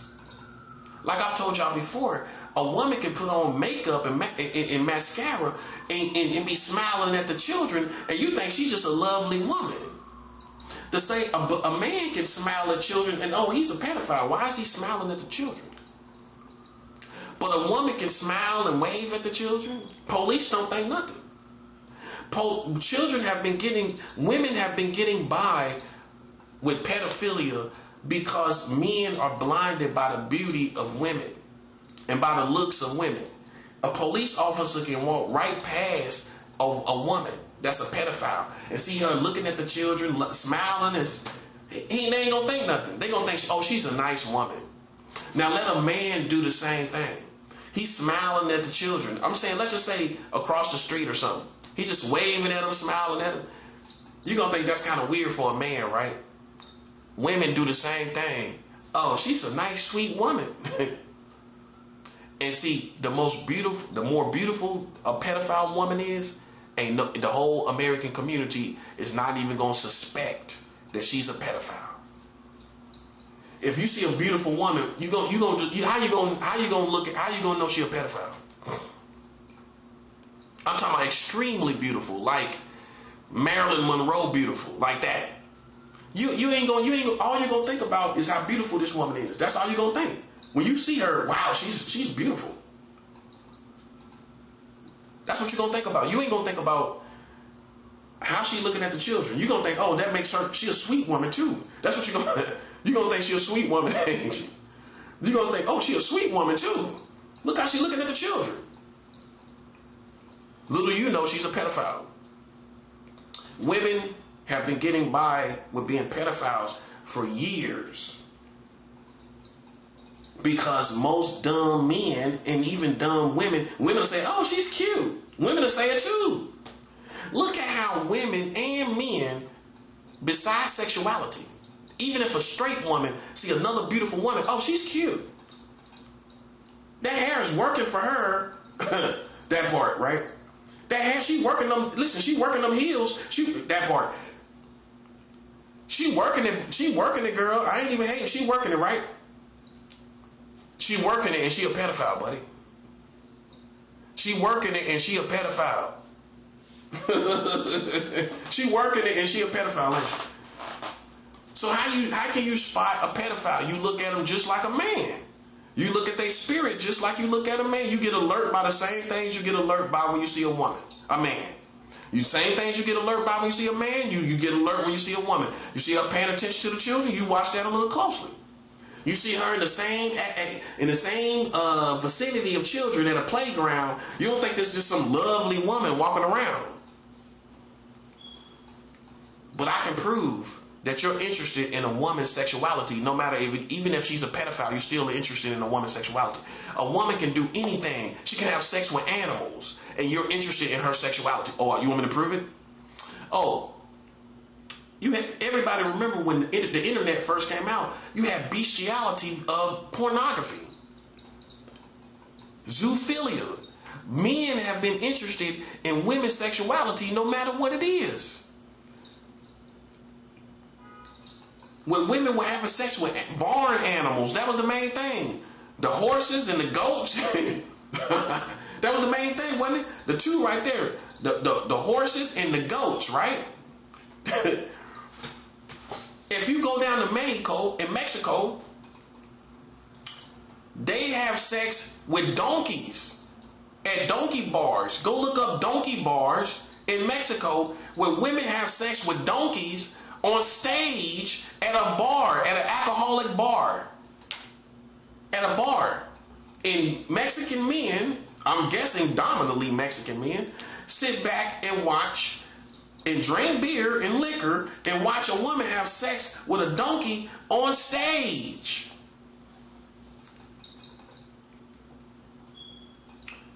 Men are always interested in the beauty, the sexuality of a beautiful woman, even if she having sex with animals. This is why in Hawaii they had laws for a woman to have sex with animals. Because those beautiful Hawaiian women can do no wrong in the sight of a man. I know why it happened. You know why it happened? Because those beautiful Hawaiian women, listen, you'll watch them do anything, won't you? Listen, that's why they had laws for them to have sex with animals. You'll watch a Hawaiian one. You telling me they wasn't doing it? All them beautiful women, you telling me they wasn't doing it? Oh, they was. Some people probably paid them to do it. Oh, man, you listen, you don't know the game. I bet some people paid them to do it, man. Just to see them do something filthy. These beautiful women. It's men like that. You want to see them do the most dirtiest thing they could possibly do. It's not good enough just to have sex with them. That ain't good enough. You want to see them do something despicable. See, it's men that got that kind of psychology, and I'm not one of them, buddy. See, this is a race war to me. That's all this is. That's all this is a race war. Because it's two different standards for two different types of men. White men can have sex with animals. White men can marry children in America. Well, you still got sex with animals in West Virginia. West Virginia, go look it up. They allow you to have sex with animals. It used to be Hawaii too. Hawaii used to let you have sex with animals. So every time you went to Hawaii, don't you know people was having sex with animals? Back in the day, especially if you was going there in the 80s, the 90s, and the early millennium, they was having sex with animals. Okay, so anything you talking about, listen, buddy, I can show you where your country was doing it. Hawaii was having sex with these dogs and animals. These beautiful Hawaiian women, that's what they was doing. I know that. Because I know how men are, and men know how men are. You know how men are. If they got laws to have sex with animals in Hawaii, what you think they was doing? Getting these fat Hawaiian men to do something with a dog? Or getting these beautiful Hawaiian women to do something with a dog? Or an animal? Or what? Maybe some kind of, I don't know, whatever down there. You know they was doing something. You know these Hawaiian women, beautiful as they was, come on, you know they was. You know they was doing something. You know they was. Okay? You know they was. We don't care about psychological games. We talk about real reality. That's why it's funny that the spiritual man beats America with reality while they try to beat us with spirituality. I'm spiritual. I beat you with the reality of your community. You are not spiritual. You think you are. You tried to beat me with spirituality. It didn't work. You tried to beat me with psychology. I came and beat you with reality as a spiritual man. I didn't beat you. I ain't gonna play those psychological games. I'm gonna show you the reality of your community. Oprah Winfrey sat there in front of this white woman asking her questions about why she what he do, how y'all get together and all of this stuff. That's almost celebrating their union, right or wrong. Yeah, that's almost celebrating their union.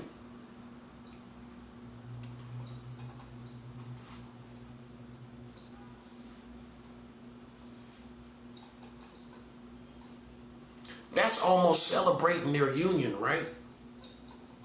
Right. Now, if it was a white man that had sexualized a little black girl, you think he would have been on the Oprah Winfrey show? So what's the difference? If a big fat white man would chose a little black girl and sexualized her and talking about he in a relationship with her, you think that would have made the Oprah Winfrey show? Oh, come on, buddy, that's a 7 hour. Listen, no, it wouldn't have. No, it wouldn't have. You think a white man that sexualized a little black girl, oh, you don't think that matters? Of course it matters, buddy. You already know it matters. While I'm telling you this, you know it matters. The gender and the race. If it had been a white man and black audience back then was watching Oprah Winfrey and a white man brought a black girl on there talking about, oh yeah, this is my little white, this is my little companion. The same age, right? Whatever that little Asian boy was, the same age for that black girl, but a white, big fat white man. Listen, I'm just describing all the details, right? This big fat white man with this little black girl. You think that would have made the Oprah Winfrey show? No, it would have not. No, it would have not. It wouldn't have made it. It wouldn't have made it, buddy.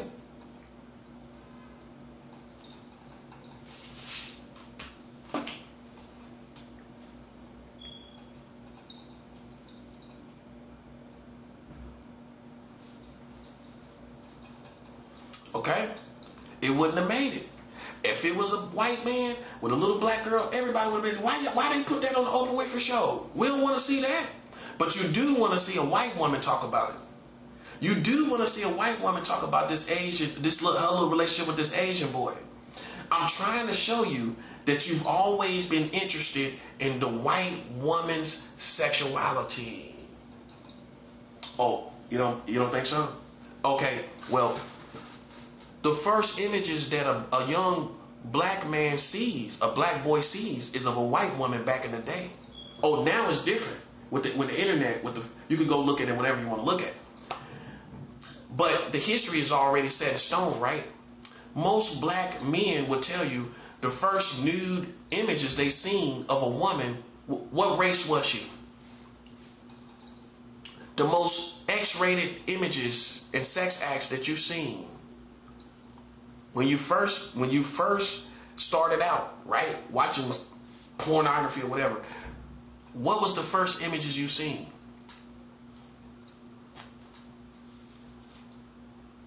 Of a white woman. Everything. You seen it all, didn't you? You seen a white woman in the most nastiest ways, didn't you? Everything about, especially back in the day, most nastiest stuff still in your mind, right? You that's the first images you seen. We all desired the white woman in America from the beginning. Oh yeah.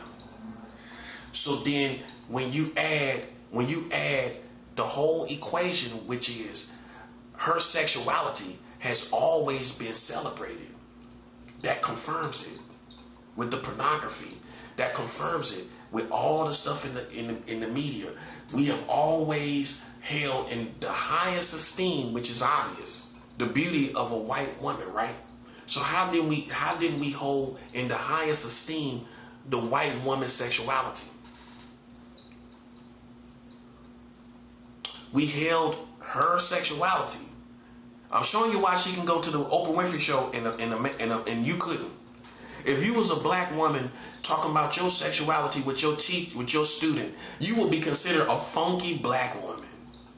Like you stank. Just looking at you must stink. For you to even want a little child, you a stinking woman. A black woman couldn't have done that. A black woman couldn't have looked at Oprah being black on the Oprah Winfrey. I know, I'm just showing you the desires. I'm showing you what the preferences, sexual preferences are in America. The white woman can do anything and nobody even thinks nothing of it. They proved it. They proved it with Mary Letourneau. Mary Letourneau proved that a white woman can sexualize a child and people find it as entertainment in America. On the Oprah Winfrey show. How much more entertaining could you look at it, or look at it as entertainment? What else could you put it on, especially at that time, that you could that could seem more entertaining than the Oprah Winfrey show? They put her on the Oprah Winfrey show. Now let that have been a black woman with a little Asian boy. We're gonna use the same thing. We're gonna use the same thing. Let him have been a little Asian boy on the Oprah Winfrey show. And you a black woman, they gonna look at you like, ew, you stink, girl. Ew. You a funky black woman to be with a little child. White woman does it, and Oprah got questions for her.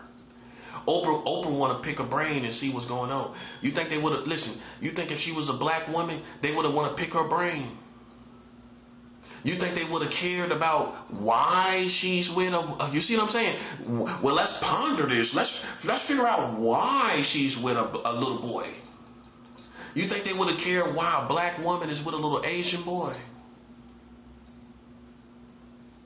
I'm trying to show you that even the pedophile is celebrated when it's a white woman. She had no problems. She lived out all her years. She died from colon cancer in the pandemic in 2020. That's when Mary Letourneau died. I looked it up. She died in July, August of 2020, right?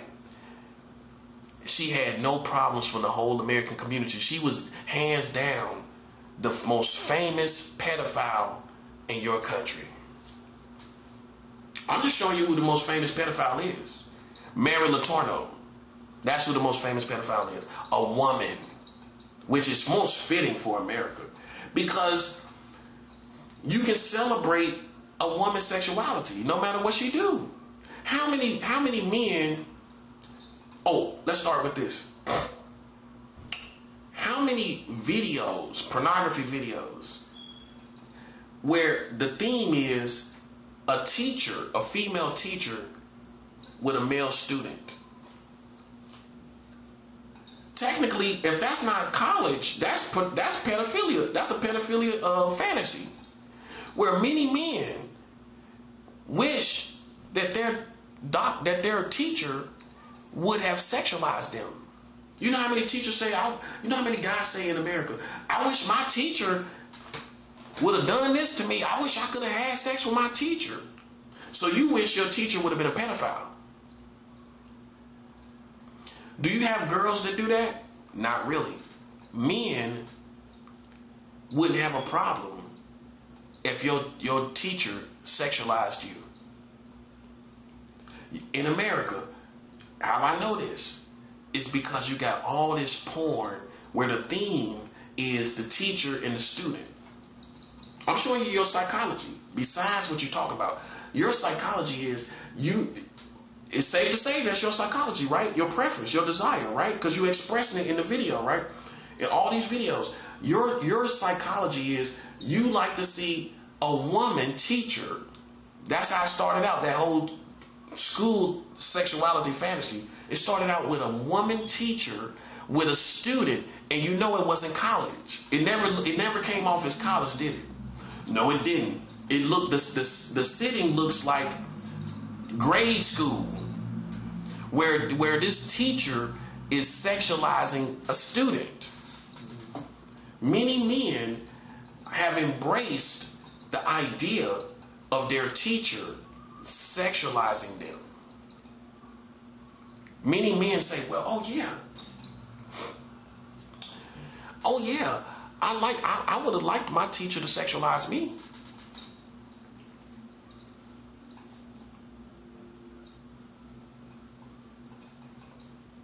Listen, buddy, with all this going on, I'm ready to kill. You understand me?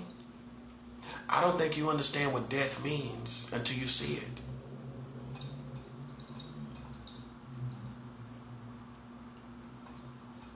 Okay? I'm ready to kill.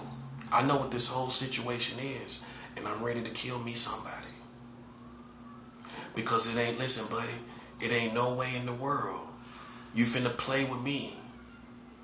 And you gonna play with me. And I know what you do in your bedroom with these children. That's why. That's the main reason why you contradict yourself as a community. You think it's a game to play with me.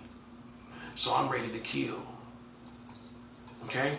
Like you expect a black man to be. Like you expect me to be. I'm like that. I'm ready to kill.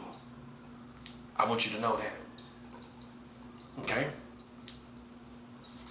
Okay, listen. You expect me to be a nigga? Hey, here it is. Because once that's what white America gonna do is keep putting you in these situations to make you look like a nigga, right? Okay, now I'm a nigga. Because anybody play with me, listen, I'm gonna stab you to death. I'm gonna kill you. And this is the reason why. I'm gonna kill you. Because listen, you do everything, and I just took the time to prove it. I took a whole hour. This is why I don't do it no more. I took a whole hour to prove it, and you sitting up thinking retarded about something else. And I'm smart enough as a prophet to know it. You're not listening to what I'm saying. You're trying to find a way to play with me while I'm talking about this. Those are children to me. I'm ready to kill one of you. And that's it. I'll take my charge or whatever. You know what I'm saying? And that's what it's come to, bro. Anybody step in my way, I'm gonna stab you totally to death. I'm not gonna stop until you dead. Because I know that you're holding me to a standard that is unreasonable. And you're doing it for fun. Yes, you are. And so for that reason, I'm ready to kill. Okay, and that's that. Okay, now, like I said, this is celebrated in America. A woman that can have sex with her own, with a little girl, a little boy, probably even a little girl, right? Okay, and. And basically, you know, Nobody says nothing about it. Okay? I can show you in your own community how you, all the games you playing with me, listen, I'm ready to kill right now. I'm ready to kill right now. Okay? Go ahead and break it. Because I'm ready to kill. Okay? Because listen, I'm not going to listen. I know I got you. I know you can't even talk about a pedophile. I know you can't even talk about that with a straight face and you playing games, so I'm ready to kill.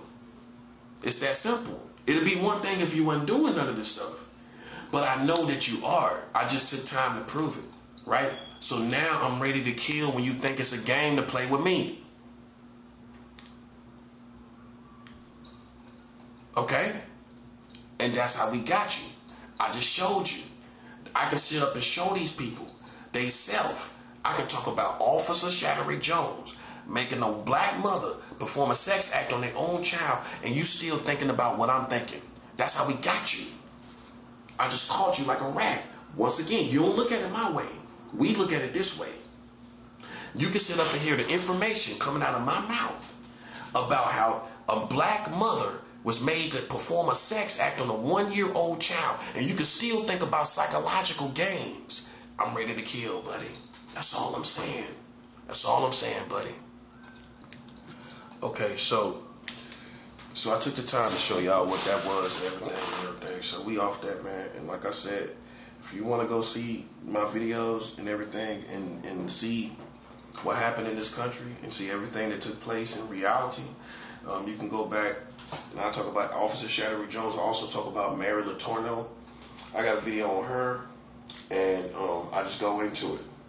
Okay, so from now on, man, this ends this. Because listen, when you thought you got me, when you thought you caught me, I caught you today. We ain't having no more mercy on these people no more. We're having no more mercy, bro. No more mercy. You know what I'm saying? Because you can sit and listen to this information where I talk about a 1-year-old child, and you can still think you can play with my mind and play around me. Then we go into war. Don't ask for mercy. That's all I'm asking. All I'm asking is for you to realize I'm not your friend. Don't ask me for mercy. Don't ask for nothing from me. That's what it is, man. That's what it is. I took the time to explain it, to show you, man, yourself. You ain't showing me myself. I know who I am. You don't know who you are as a community. And I don't care about individuals. I'm looking at what's allowed in your community. Once you do not acknowledge that, and you're a clown, and you can sit up and listen to that and think about other stuff and think you got me in a situation, I'm done with it. I wash my hands, bro. I'm ready to kill, and that's all there is to it. And yeah, I'm ready to kill. That's right. That's absolutely right, buddy. I'm ready to kill, because it's no way in the world. It's no way in the world you finna play with me. And I know what your country doing. I'm not nice. I'm not a nice person. You thought I was. I'm not. I don't claim to be a nice person. I'm not crashing out. I crash you out. I spaz out. That's what I do. I don't crash out. I spaz out, bruh. I don't crash out. I spaz out. It's a big difference. A white man wouldn't understand. I don't crash out. I spaz out, bruh. Because I live in reality. That's what I live in. I don't let nobody pull me into the games that they think they pull me into. They played themselves and we killed their community. I know where my head is at. I know what I think about. When you try to define what I think about, that's when it's a war, buddy. That's all I'm saying. Okay? It's no way we gonna honor that. We know exactly what you're doing. You playing psychological games where you think you're gonna catch me with a thought of pedophilia, and it's not gonna happen. I can look at anything as a spiritual doctor, just like a doctor can look on the body of a child without any sexual desire. A doctor can look at a child's body without any sexual desire, right? That's what level I'm on, buddy. So whatever I'm talking about, whatever the details of what I'm talking about, I can look on that and say myself for sure, you might not be on this level, because through all these things, I became as pure as a doctor, where I can look on all these issues, and no sexual desire comes through my mind. To ponder it and to know information, or to ponder information, whatever the description may be, is not a sign of sexual desire. So I just went through all these things for nothing. And I'm not doing it again.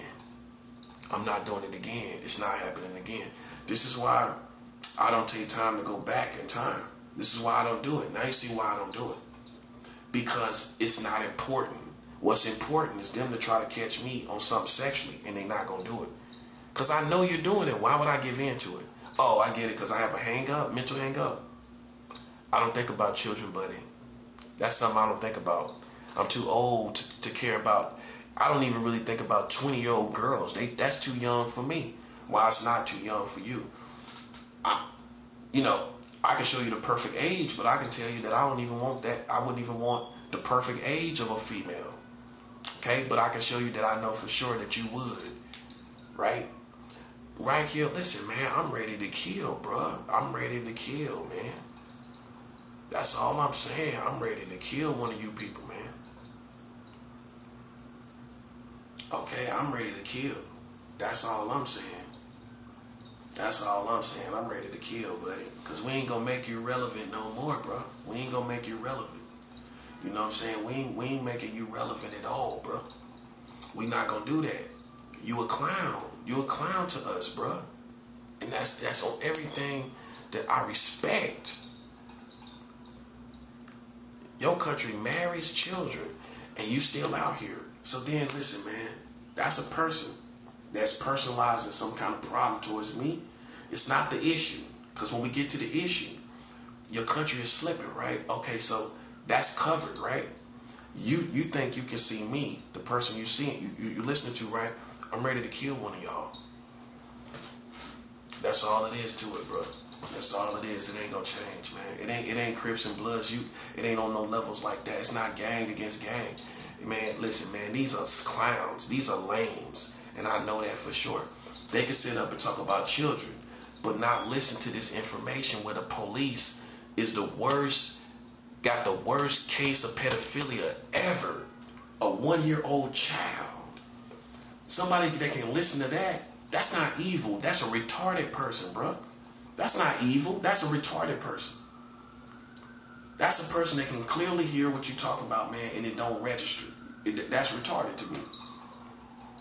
I don't acknowledge people like that. I'm ready to kill one of them. That's all I'm saying. It's going to be like that to the end of the world. That's all I need. Because listen, you thought you caught me, but you didn't. I caught you. I can live with anything cross my mind, bro. I know it's you. So that's how I win.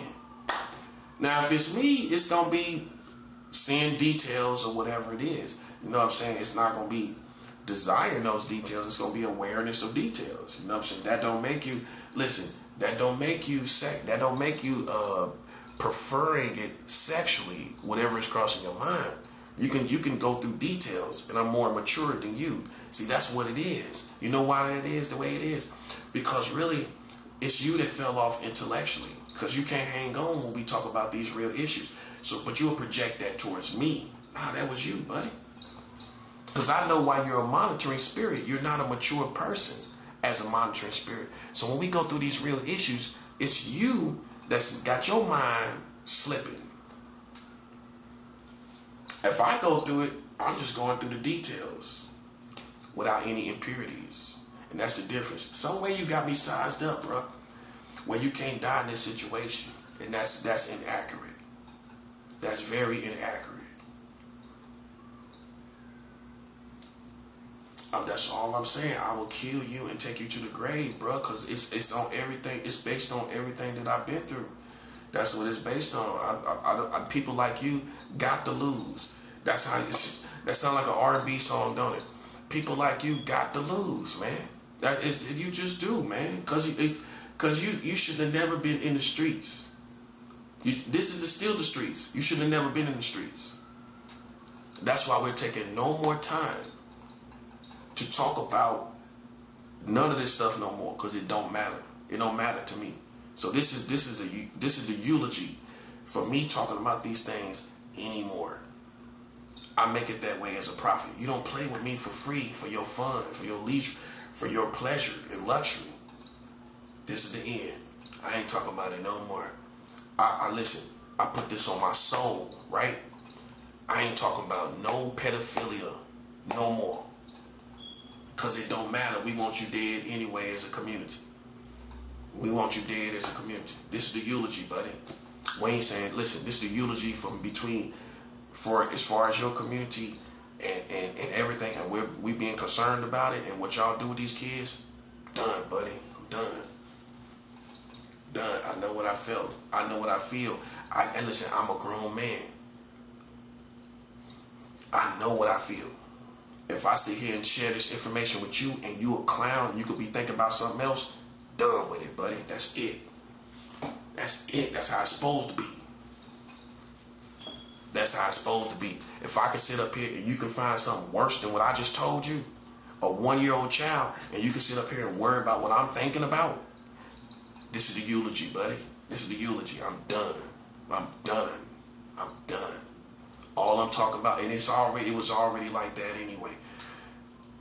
All I'm talking about now, moving forward, is these strategies to destroy these people. These strategies to destroy these people and to get rid of this, man. That's what we trying to do. That's what we trying to do for sure, bro. That's all we trying to do now. We ain't talking about nothing else. But this proves it. This is what I want to show you. They was playing psychological games all over. They got people outside listening right now. They think I'm stupid. They got people downstairs at the base of this building playing psychological games, listening, telepathy. This whole building is psychological. The whole thing that they put me in. So this is the eulogy. We finna get down to work, bro. We finna get down to this, man. Listen, anybody cross me, I kill you in front of your kids, bro. I'm telling you right now, I kill you in front of your kids. I don't care. Listen, I'm just being honest with you. You know what I'm saying? And that's what I'm saying. And that's how it is. That's how it is. Because it comes a time where it's just no more playtime, bro. It's no more playtime. You know what I'm saying? It's no more playtime. No pun intended.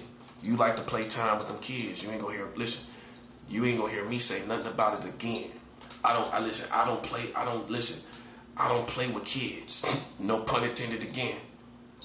Once I perceive in you to be a clown as a whole American community, and you can sit back and hear this information about police and you don't say nothing, and black people know they fumbled, they ain't say nothing about this, and this was a black person, this was a black child, and you ain't say nothing, but you can listen to other stuff. Listen, bro, listen. Say no more, bro.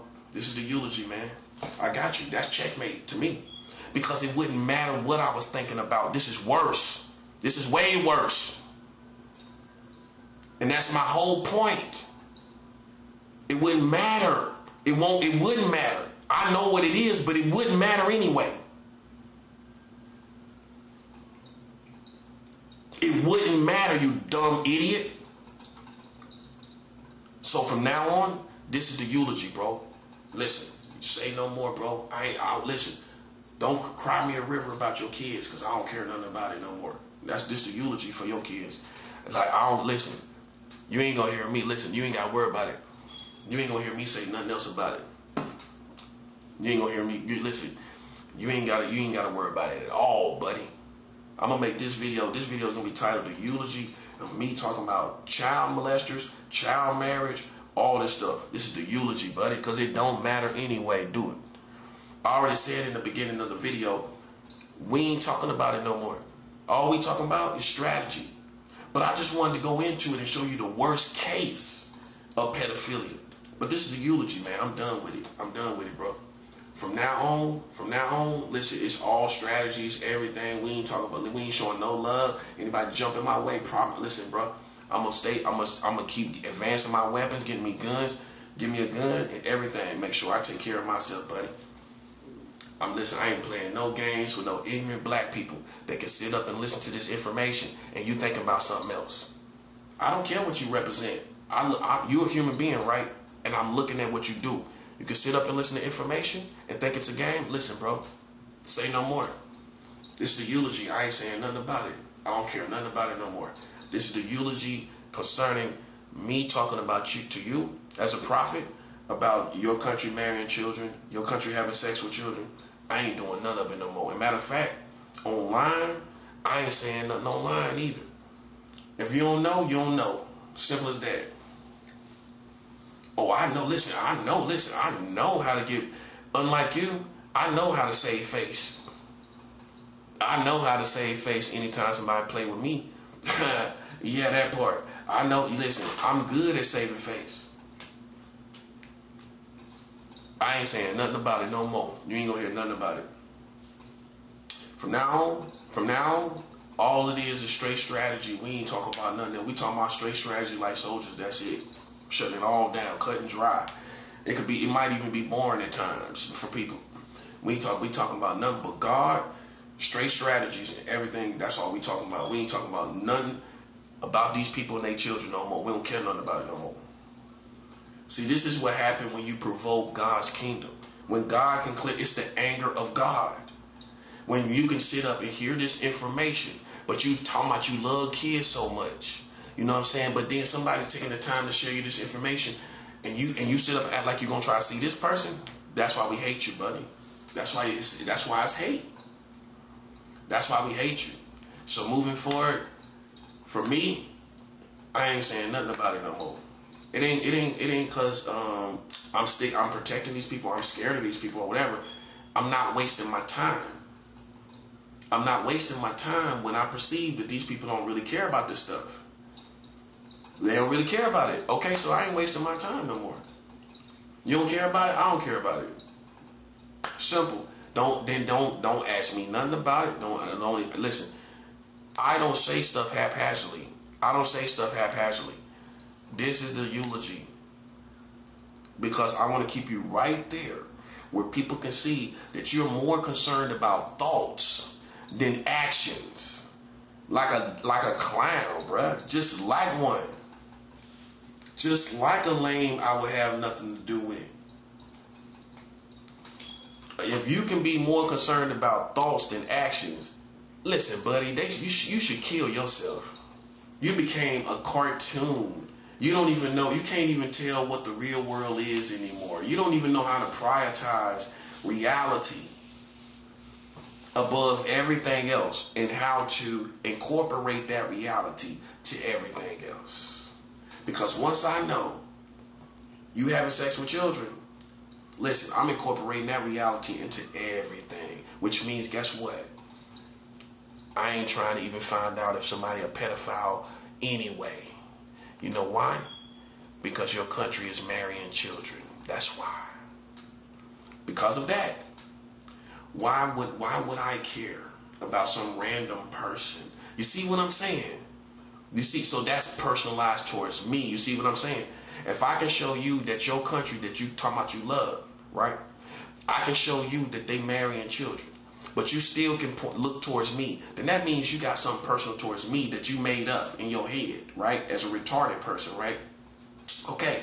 So as a retarded person, you made up something in your head towards me. It's not the issue of children, because we just covered the issue of children. So it's something personal towards me. Okay, so then I'm ready to kill. I'm ready to kill anybody that cross my path the wrong way. It's that simple.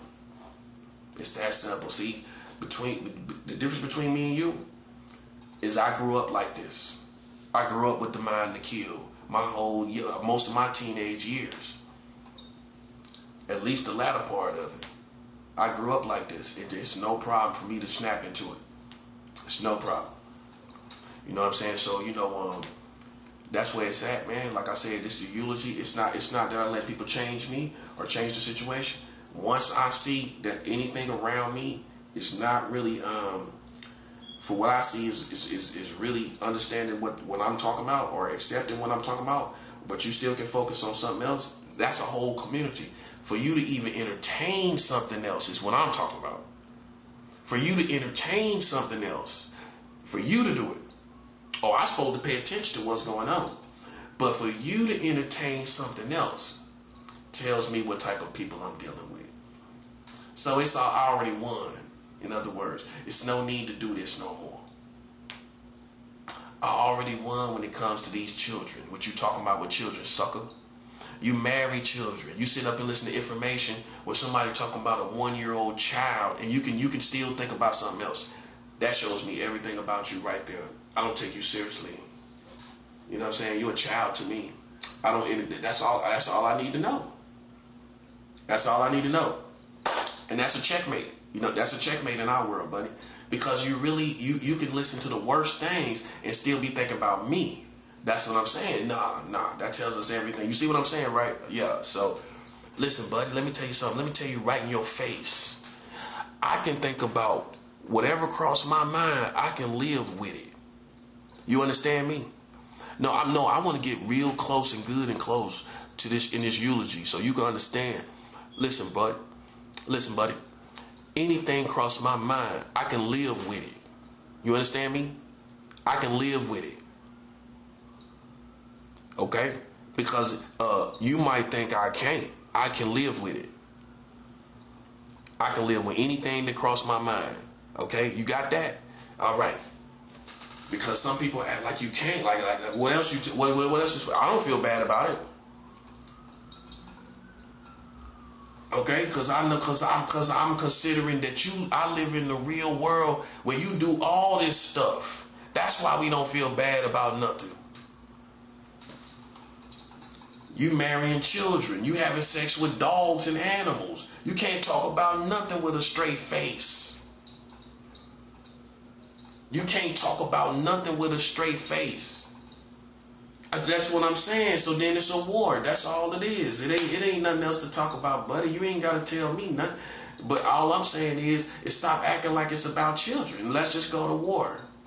Let's stop acting like this is about children, man. Let's stop insulting the intelligence of the community. Let's stop insulting the intelligence of other Americans and other people that this is about children. And then we find out America is having sex with children, marrying children. Let's just stop insulting the world community that this is about children. Let's stop acting like this. And if you just got smoked, let's just go to war. Stop being a coward. Stop being a coward because you want to go to war with me, right? Then let's just go to war. Stop talking about, because see, as a real man, I'm going to address real issues. But if that ain't what it is, then I'm not going to waste my time. You see what I'm talking about, right? I'm not gonna waste my time. If I know you got a problem with me and you want to smoke with me, then we're gonna just go to war. We're gonna shut the country down in an hour's time. We're not giving y'all years to live. We're not giving y'all years to live. We're giving you an hour's time. We shut this down, and that's that. It's that simple. Hour's time. That's what's going on. It's hour's time now. Start the egg timer. It's hour's time. We don't care. Listen, we already proved, man. Listen, see. You don't take seriously people you shouldn't take seriously. I don't take seriously people I shouldn't take seriously. Nope. I don't take it seriously. If I can sit up here and talk about this information, about these children, 1-year-old child that are police sexualized, right? And you can still be thinking about something else. That's when you call, and that tells us what type of person you are. Right there, that's it right there. That's it for us, man. So like for me, man, see, you can tell when it plays out. See, that's really me really realizing, sensing that you ain't got to do that no more. That ain't what this about. If it was, you would have been stuck right there, buddy. You would have had a renewed respect for me, right? Nah, okay.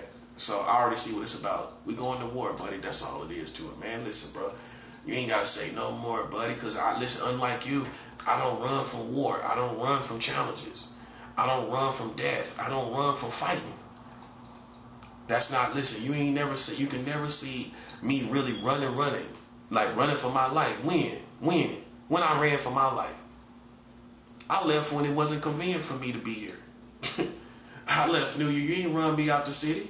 I left listen, you ain't never ran me out of New York. You ain't never ran me out of nowhere. I left when it didn't make sense to be there. I left when it didn't make sense for me to be in a funky atmosphere anymore. But just like running for my life, you ain't gonna listen, man, bro. You ain't never seen me in no type of energy where I'm just running for my life. It's just over, bro. It's just over, man. It's just like that. See, Sometimes God leads you in that direction to show you, man, where it's at. Don't waste your time. Like the Bible says, don't cast your pearls among swine. Don't cash what's valuable to the pigs, in other words. I'm paraphrasing. I'm defining it, It says, don't cast your pearls among swine, which is pigs. Don't cast your pearls among these cops, these dirty cops, because it don't matter. It really don't. Okay, so then we ain't doing it no more. See, you think I'm crashing out. I'm going to be absolutely fine, I promise you, because I know what the context was. I know what it really is. So that's it. Another scenario, I can address that and show you that I would have been pure in that. Either way, whether you agree with it or not, I can evaluate information and be good. And see all the different things and what it consists of, and the reality of things and what it consists of. And ain't nothing impure going on with me, but I don't got to prove to somebody marrying children, do it. I shouldn't have it to prove to you as Americans when you marrying children, right? That's why we consider it a race war. You see why? You're not that smart, are you? While I consider it a race war is because you can do these same things and there's nothing wrong with it. You can sexualize a 1-year-old child and it's nothing, and you can go over that information and be thinking about me. Your country in America can sexualize a 1-year-old child, and black people didn't say nothing about it, did they? But they can come out here and try to check me. These other people, whoever it is out there, they ain't say nothing about it, right? That's beneath me. Them roaches, man. You can take it how you want to take it. You're a roach. You a roach. And I call it how I see it. I ain't gotta be racist about it. You just a roach. You just a roach, bro. I ain't gotta be racist about it at all. I just like I told you, I'm ready to kill. And that's real. Right? That's all that's going on now, bro. That's all that's going on now. The game is over. Because I'm ready to kill, and that's all there is to it. Let somebody step in my path wrong. That's who I'm getting. Try it if you want to. Because once I know I won anyway. Once you marry children, I've won. Yeah, I've won. This is a waste of time. This is a waste of time. That's why I'm not doing it anymore. It's a waste of time. It's a waste of time, man. All I'm focused on now, and it's a spiritual thing, because once you see it's not being reciprocated or received, it's a spiritual thing for me to shake the dust off of my feet and move on. It is. You don't think it. You think I'm just spazzing? Nah. You think I'm crashing out? I'm not. Because once God shows me and I snap like this is spiritual. It is. It is. Because it comes to a point in time, man, where people think this is just good information, like I'm a clown, bro. You know what I'm saying? Like this is some information that's just good for you to sit back and listen to or something. Feel me? Like that. This ain't that. This is life-changing information that changes all narratives, that shut down lames, that shut down these people that sit up and put these narratives up against other people. But we find you slipping. Listen, bro. Listen. You playing yourself, bro. You ain't nowhere near me, and I know that. For black people, you didn't even know about Officer Shattery Jones, bro. A dude that sexualized, a police officer that sexualized a 1-year-old black child. Won't you figure out what's going on in your own community before you try to figure out what's going on with me first? Won't you figure out how you didn't know about this Officer Shattery Jones character that sexualized this 1-year-old child, this black child? Won't you figure out why your community didn't say nothing about it? Won't you figure out why that kind of stuff happens and you ain't know about it?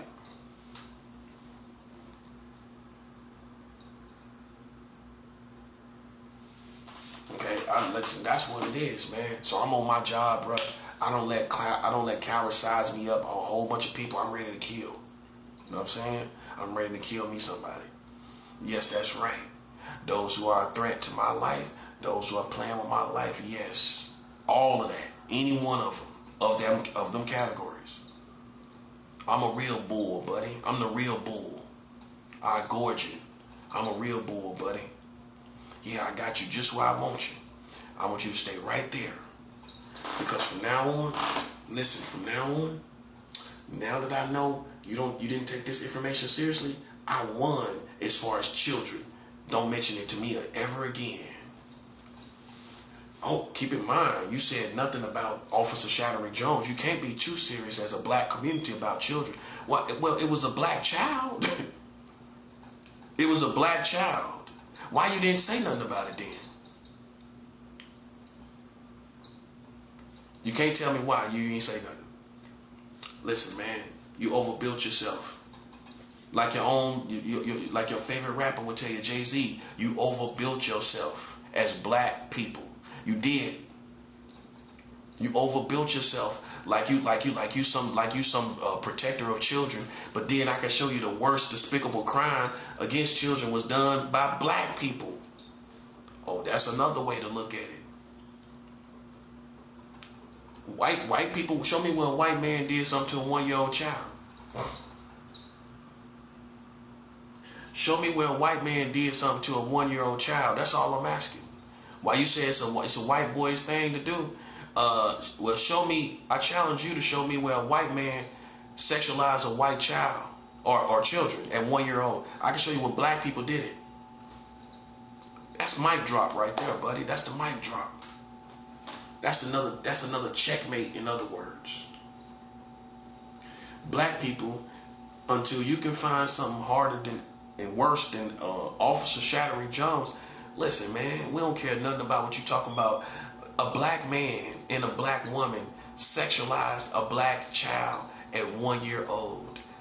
At 1 year old. Listen, buddy, you the most despicable right now as a collective community. Until you can find a white man that did something like that. I don't know no white man that sexualized a 1 year old child. That was black people that did that. That's the punchline. You got the worst case of pedophilia, buddy. That's worse than Mary Letourneau. She's the most famous, but that's not the worst. The worst case is this 1 year old child. So right as the eulogy comes down on me talking about this, we come to the conclusion that the black community got the worst case of pedophilia in America. Not the white people. Well, go find me a white boy that sexualized a 1 year old child. Or any other race besides you. We know you done it. Black people sexualized a 1 year old child. Now show me white people, Hispanic, Latinos, or any other race of people. Asians, everybody else. Show me Asian people sexualizing a 1 year old child. I can show you black people sexualizing a 1 year old child. Oh, listen, that's your that's part. You can't say that ain't your community. You got to take the good, the bad with the ugly. You can't say that ain't part of you. It is part of you. That's what black people love to do. When they feel like somebody ain't part, cause shame, they try to reject that person like they ain't black. That person is black. They represent black people. They might not do it well. I didn't say if they do it well. If you are black, how you don't represent black people? How you think people gonna not see it like it wasn't the black people that did it? They gonna see it like it was black that did that. The bottom line.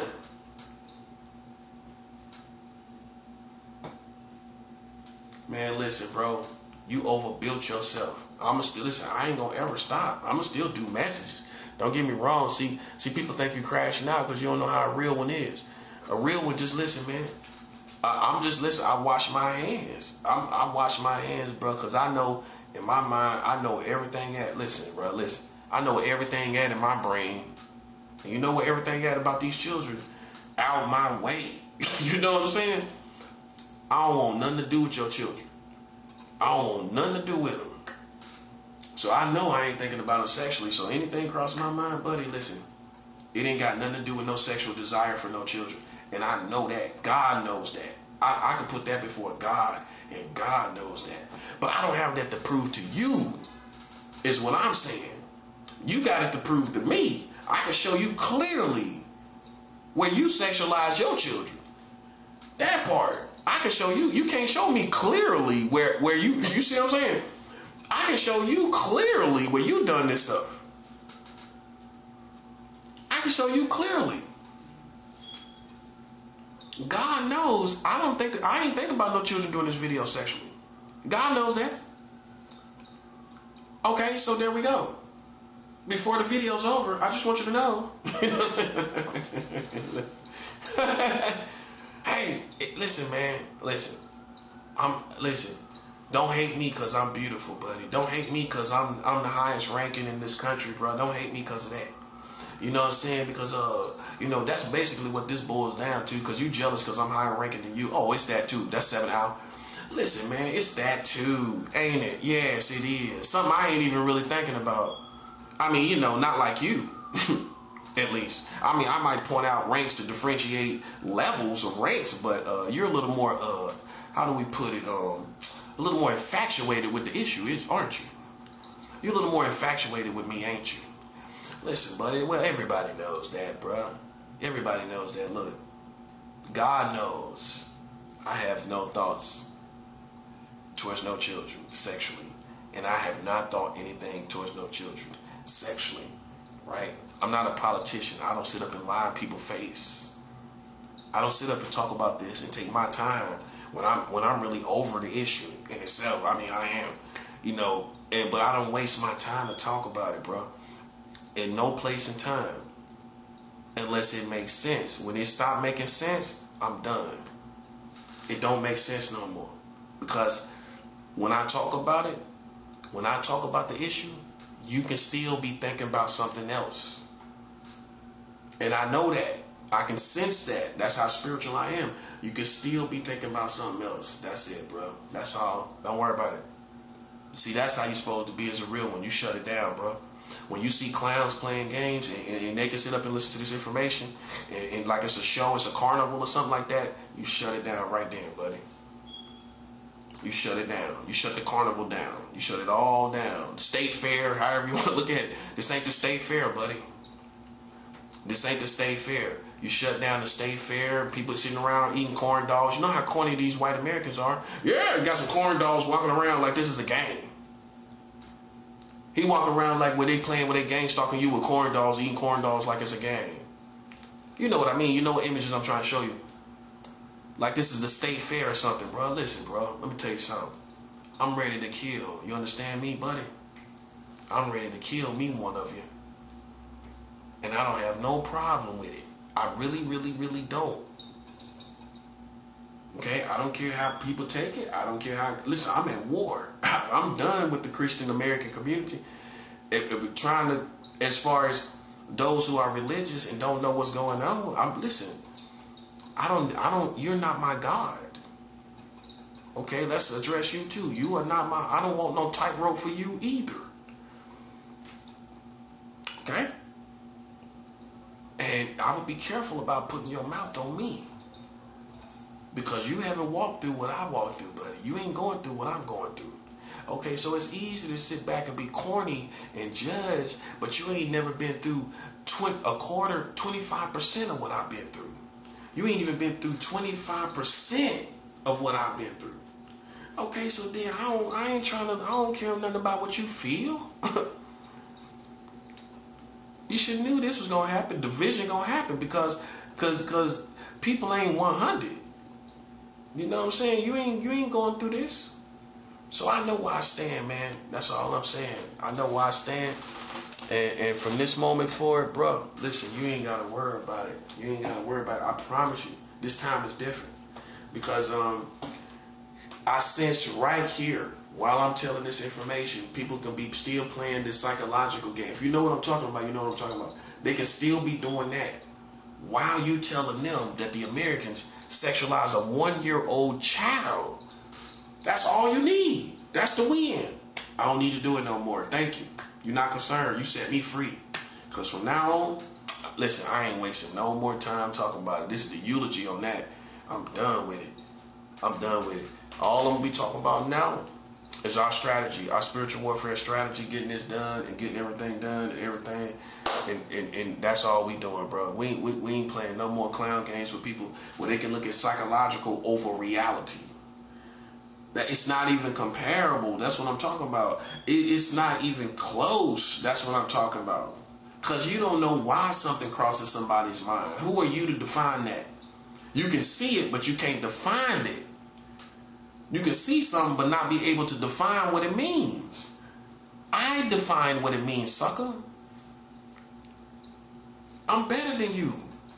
I'm better than Freemasons. I'm better than Illuminati. I define what crosses my mind. You can see it all day, but I define what it means. I define that, not you. Right? You can't tell. And if you don't have a high IQ, you can read minds all day. But guess what? You don't know what it means because you're not smarter than that person. So when you see something cross their mind and you're not as smart as them, right? Not in your own ego. You really are not as smart as this person, right? You don't know why that's crossing their minds. Furthermore, when they're more spiritual than you, and you know I am more spiritual than you. I'm just saying. I mean, this is God's kingdom. That's psychic and divination and all of that. If I'm more spiritual than you, you're not going to know why it's crossing my mind either. You're not going to know. Because if you're trying to find something on somebody's mind, the devil is going to come with his kingdom and give you lies that look like it crossed my mind, right? That's all I'm saying, buddy. You just jealous. And we know that because even when you don't find nothing, even when you think things are good, you still trying to compete, ain't you? So that's how we know. Listen, that's how we know. That's how we know you're jealous and you're envious. So see, it's a lost cause because of that too. We don't need to go no further because of that. All we need to do is go to war and that's it. That's it. We don't need to see nothing else here. It ain't nothing else to see. Because we've been beat them. I'm not waiting for you to think you beat me one day, like today, and then you win everything. It don't work like that. You've been beaten too many times. That's why I'm trying to show you. Ain't no way in the world, even if you thought you won today, but we won 1,000,000 days, including your own credibility as your community, including Illuminati and Freemasons, didn't say nothing about child marriage laws. That means you can't even win. You can't beat me. You didn't do nothing about it. You didn't say nothing about it. And you can't even be too sure that your members, not one of your members, married a child. You don't know. You don't know. Whether it's Illuminati, Freemasons, you don't know if one of your members married a child, do you? You can't say that for sure. So you can't say not us. You can't say that, especially cooped out and bugged out as you are. Listen, we can't say for sure. And that's the end. Okay? We now know that you don't care about this. This is about other things. So then we're gonna stop talking about this, and we're gonna attend to those other things that it's really about, right? That's what we're gonna do. We ain't gonna talk about none of this stuff no more, because once I realize that you can hear this information about a child at 1 year old, or you could hear all this information and you're thinking about something else, I caught you right where I wanted to catch you. That shows, listen, buddy, listen, you're not concerned about this. I proved it. Because there's no way you can listen to this information and be thinking about something else that you think is merely crossing my mind, right? Nah. Ain't no man I know could do that. Because you're going to respect what this person is saying. You're going to respect the reality that y'all didn't do anything as Americans about this 1 year old child, this black child that was sexualized by black people. So let's review. Wow, this is the eulogy, right? Let's review.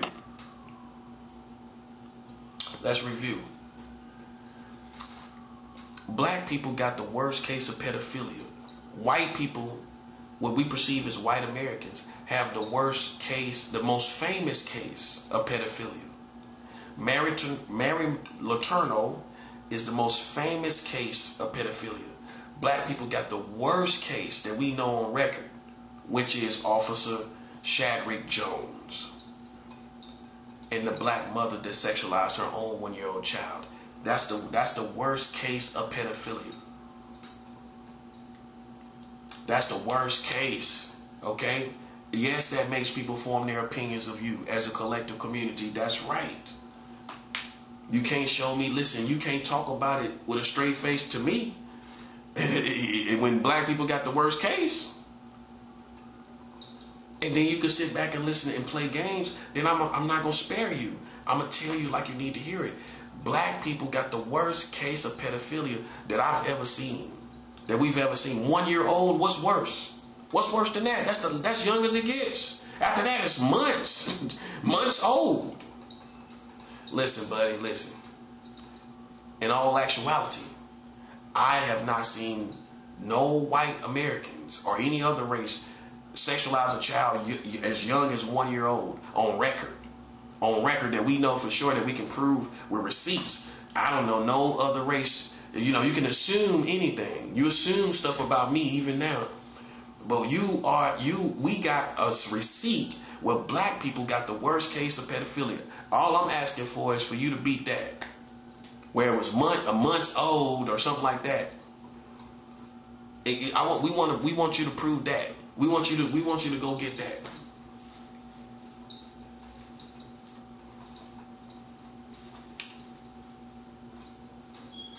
So reality is, it was you doing these psychological things. I'm just saying, but if I had some thoughts that crossed my mind, I'm just letting you know. It's not gonna be sexual in nature, buddy. I'm telling you right now. I don't play games like that. You know what I'm saying? My heart is before God. My mind is before God. You wouldn't understand. My mind is in the presence of God. Meaning my mind is present before God. I'm more conscious of it. And I'm closer to God than most of you, right? So my mind is in the presence of God as a result. Ain't no way in the world I'm going to be sitting. You see what I'm saying? See how goofy people are? Ain't no way in the world I'm going to be spiritual and I'm right here thinking about children. You see what I'm saying? You see that part, right? That's all I'm saying, bro. That's why we doing what we doing. That's why it's happening the way it's happening, bro. That's what I'm saying. Ain't no way in the world you going to see somebody fasting for 7 days, but yet you think he thinking about children. No, you want me to be like that. You thought I was like that. You thought I was in a rut like that, and I'm not. Right? You thought I was thinking like that because these white people and these dumb black people told you that in America. That's who even told you that in the first place. That's all I'm saying, bro. Ain't nothing questionable with me. You wanted me to fit. You came in thinking these narratives, so it was your own thoughts. That's what I'm saying. That's why once you are pretty much destroyed with how you see me and you could never be friends because you can't see me right. You can't see me the right way. You know, so we could never know. No, it's hard for some people to push past narratives of what they've been told by other people, right? You can't. Some people don't got enough discipline to see that person for who they are. So the whole time, you sticking to this narrative, but you're trying to read me, but you already got a narrative. It's already messed up. It's already messed up. You're gonna see what you want to see. In other words, because you're gonna see what you've been told. And see, that's the mystery of understanding higher psychology. You're gonna basically create what you've been told on me, right? Listen, buddy. That's why we have to ultimately make the judgment on what is done in reality. And if you ain't seen me with no grown man, if you ain't seen me as a grown man with a child, listen, I do not entertain foolishness. And that's what we chalk it off as. Why y'all done sexualized a 1-year-old child in the black community. You dropped the ball. You dropped the ball. Nobody talked about it. Black Lives Matter didn't talk about it. No disrespect, Louis Farrakhan didn't talk about it. Al Sharpton didn't talk about it. The late Jesse Jackson didn't talk about it. None of these people talked about that. They were all here. Everybody I named was here. At the time, they didn't say anything about it. Black Lives Matter didn't say nothing about it. So I don't want to hear you talking about no children. Not for me. I'm not going, just like you didn't entertain what I just said. And not just them people I named. I'm talking about the whole collective community of America. I'm not trying to hear it. I'm not trying to hear it, bro. So you had me labeled up like I'm something wrong with me, retarded. Bro, you retarded don't even know stuff going on around you. When have you ever known a retarded person aware of things going on around them? You halfway feel retarded yourself, buddy. That's what it is. That's it. Because ain't no way in the world, everybody, hey, when white people think you smart, you're smart, buddy. Have a white person esteem you as smart? Probably not. Have you been esteemed as smart and intelligent by white people? No, you haven't, bro. Listen, man, stop playing with me, bro. Ain't nobody questioning my sanity or the deformity of my mind and my body and who I am. Nobody's questioning that. We're questioning you. When we got stuff, we got real receipts where you had sex with a 1-year-old child as a black community. One of your own did it. I mean, so how we gonna look at it? Oh, it was just an American. We ain't gonna say what race it was. But then anytime a white person do something, oh, it's what race they was. But when it comes to you doing stuff, it ain't what race they was. What is it? You see the difference? You see how it's white and black people. You can't say it's one of them. It's both. Both of them ain't no good collectively. Collectively as a group, neither one ain't no good, buddy. Which means if they ain't no good collectively, that means almost the average person, 1 out of 10 of them ain't no good. 1 out of 10 of white people ain't no good. 1 out of 10 of black people ain't no good. And some will say it's a shorter ratio than that. More like 1 out of 5. But see, if you're biased, you're biased. That's just, I mean, but if you're real, you're real. And so, it's just all about being real, bro. Yeah, it's all about being real, man. You know what I'm saying? Some people gonna die biased. You know what I'm saying? They're gonna die biased. That's what's gonna happen to them. They're gonna die like that because some people look so black that in this country they can only fit in with black people. And then some of us look multiracial, and I can go fit in with Hispanic, Latinos, and they don't see no problem. It's not because I'm hiding things. It's because we don't let our mind go certain places where I'm even worried about what you're thinking about. I'm not worried about what you're thinking about. You see what I'm saying? What kind of person is that? You know what I'm saying? Like, and I should prove to be more spiritual, so it ain't, it don't make you more spiritual than me. So I don't know. I don't know what you want us to do. You know what I'm saying? All I know is, man, I can go with other places. I can go with white folks. I can go with anybody but you, and I get respect. And that's why I stay away from you. It's not because you're harder than me. It's not because you're tougher than me. It's because you're lower class than I am. Collectively. That's what the problem is. I don't tell lies. I sum it up as it is. I sum it up as it is. You think you're a savage and you ain't never met one. You know what I'm saying? You think you're a savage and you ain't never met one, bro. You know what I'm saying? That's why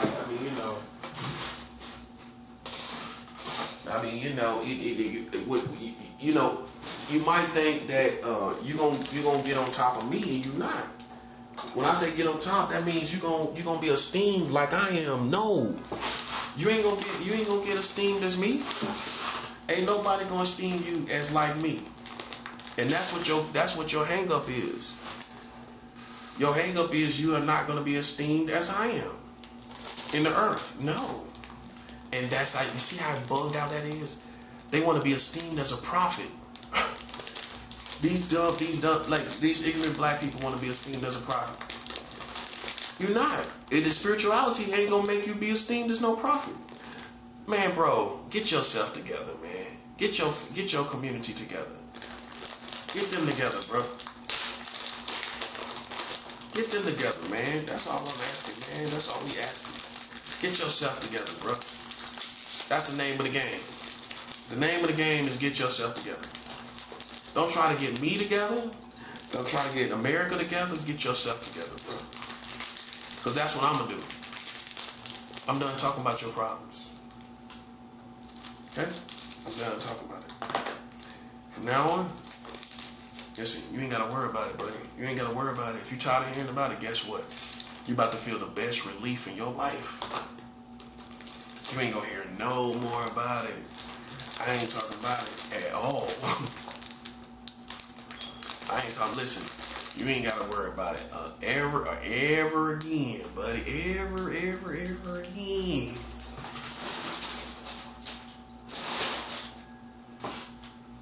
You ain't gonna hear about it ever again. Cause I know you don't deserve to be here. And I know it's people like you that's black that think you do deserve to be here. You can't tell us and prove why you deserve to be here.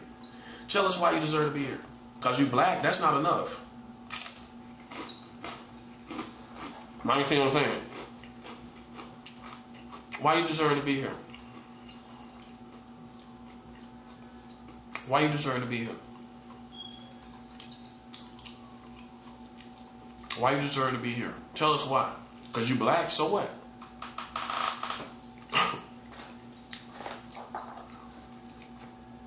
We don't care about what you do. I feel like half of them out there, listen, man, you still in the slave position. You are. Your status is slave. I'm being real. If you look at what you got in your position, that position is a slave condition and position in class. That's slave class, bro. And I don't care what nobody say. I'm not gonna let a slave class person thinking they can get a sucker punch on me one day and beat me.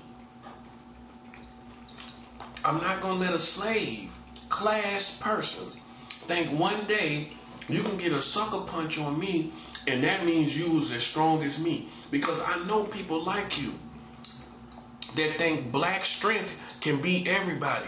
That's what you are. You a type of person that think black strength can beat everybody, but then you still in captivity as a people. Well, then why come black strength didn't get you out of your condition? How come you didn't get your people out? Huh? Why you didn't get them out? Oh, you got yourself out, but you didn't get your people out. And if they have this super black strength that people claim, then why are they still in captivity? Why are they barely getting food stamps? Half of them on food stamps. Right? Okay. And they barely getting that now. See, the truth is, man, you just like everybody else. And that's how you need to hear it. And who's going to tell you? A prophet. I'm going to tell you just like everybody else, bro. That's what I'm going to tell you. That's what the prophet going to tell you. You just like everyone else. You just as filthy and funky and stankin' just like everybody else. And all these other images that you have of yourself, you have not lived up to it in our present day and time. All you can do is piggyback off of MLK and Malcolm X. They individuals. They don't speak for a collective community. You're nothing like them. So then let's differentiate the difference. You're not like Malcolm X. You're not like MLK. You are like yourself. That's what you're like. You're like gangbangers. You're like thugs and criminals. You're like everything in between, even rapists. While you talk about white man molesting, black people do more raping than white people. Oh, they'll take it, don't they? Okay, they might not molest children, but you'll take a woman's vagina, won't you? Like a cheesesteak. You listen, you'll snatch a woman's vagina like a cheesesteak sandwich, won't you? I get that to go.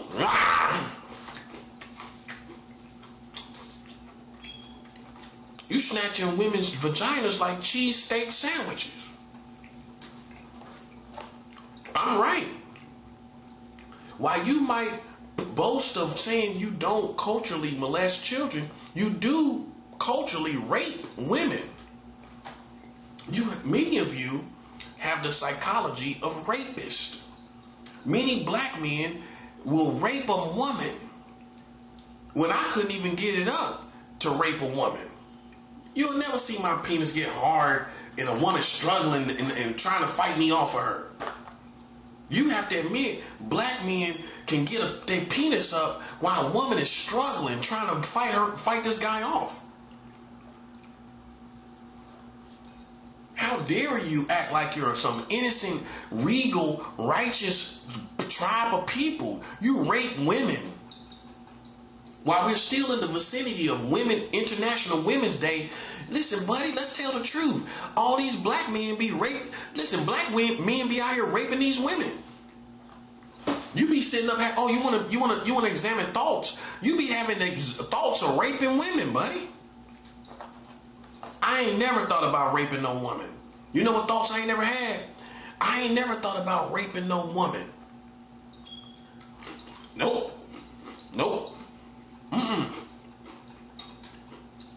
I ain't never had that thought. You try to put it on people. You try to put it on people.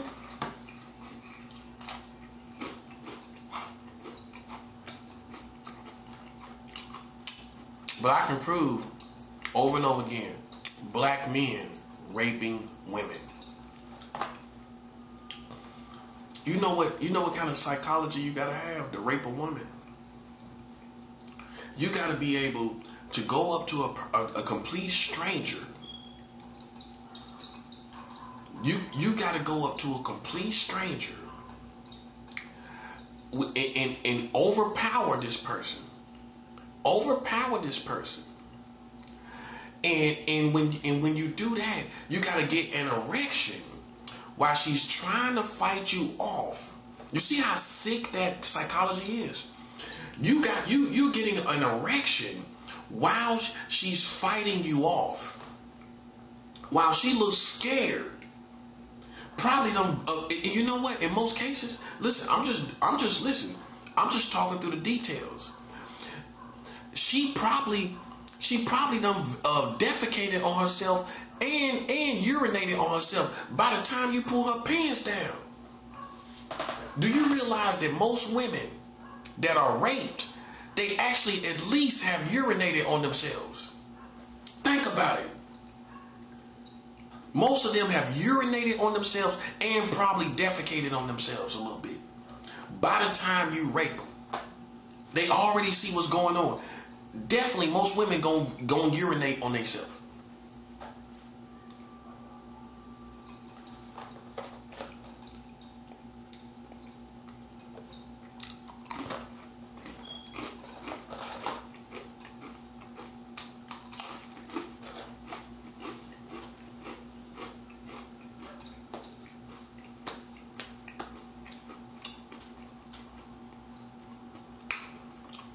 You see how sick that's a sick psychology. What's the sick part is you can get it up. You can get an erection. Black men have proven to get it's more, listen. You gotta take responsibility for yourself, bruh. You say other people do it, but you do it more. You rape women more than any other race, and it makes sense. Because you're more physically aggressive, right? Than most white men. So it's easy to realize how it happens. And that's your well-kept little secret. How all these black dudes be raping these women. Getting your penis hard to penetrate a woman. Putting your penis up in a woman. Listen, I wouldn't get hard. I wouldn't. No, listen, I don't feel less than a man. I don't supposed to.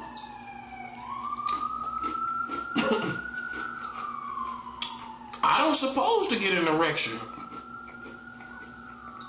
I don't supposed to get an erection and the woman is fighting me off. That's how you know that's a sick psychology. That's how you know it is. You can get an erection and a white woman fighting you off.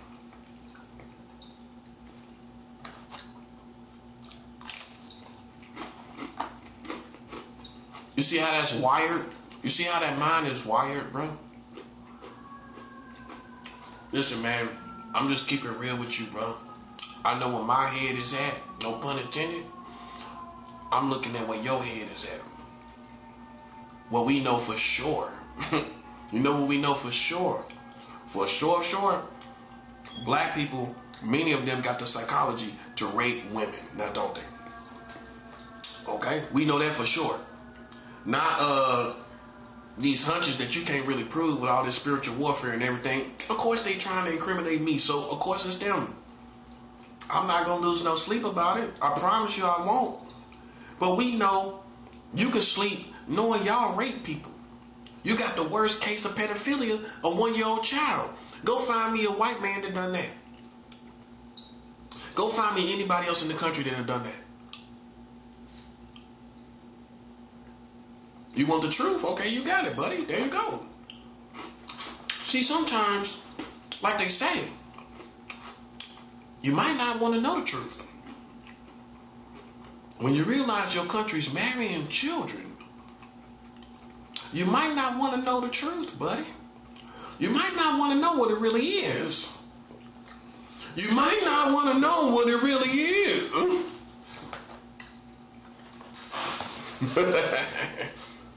You might not want to know what it really is. You might not want to know what it really is.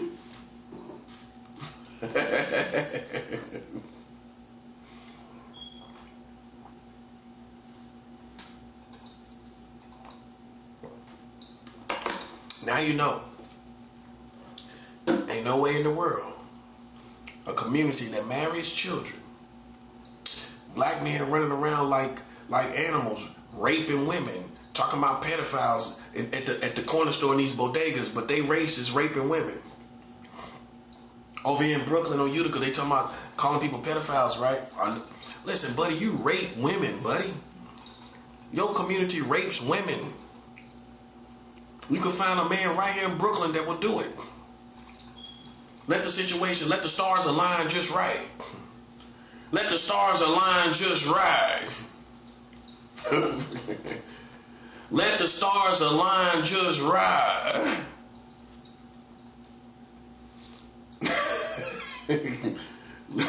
Let the stars align just right. Listen, it's some of these black men that will rape women right now. You like to take it, buddy, don't you? Yeah, you're a little talking about somebody freaky. You like to take it, don't you? You like it. You like a wild animal kicking and screaming. You like a wild animal urinating and defecating on herself. You can't tell me these women don't be doing it. If a man trying to have sex with you, you ain't gonna be defecating and urinating. Look how stinking that is. They don't tell you the part of those details. Think about it. This is a feminine woman. This is a female. She gonna be urinating for sure. Man, all women know that. If you fighting a man off, you ain't gonna be urinating. That means he penetrating a pissy vagina, smelling like pee. He got to get off on all of that. Think about it. A pissy vagina, she might defecate on herself a little bit.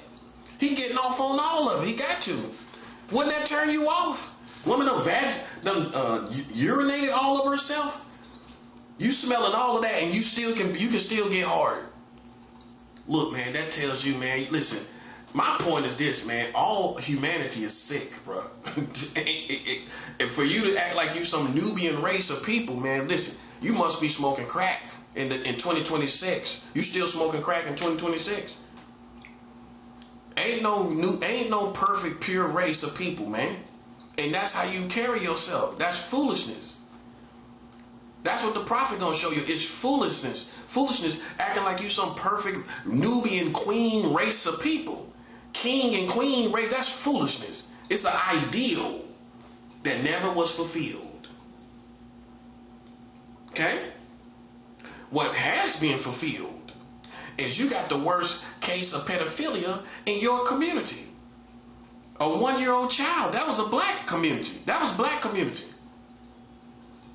That's awful. That's awful, buddy. That's awful, man.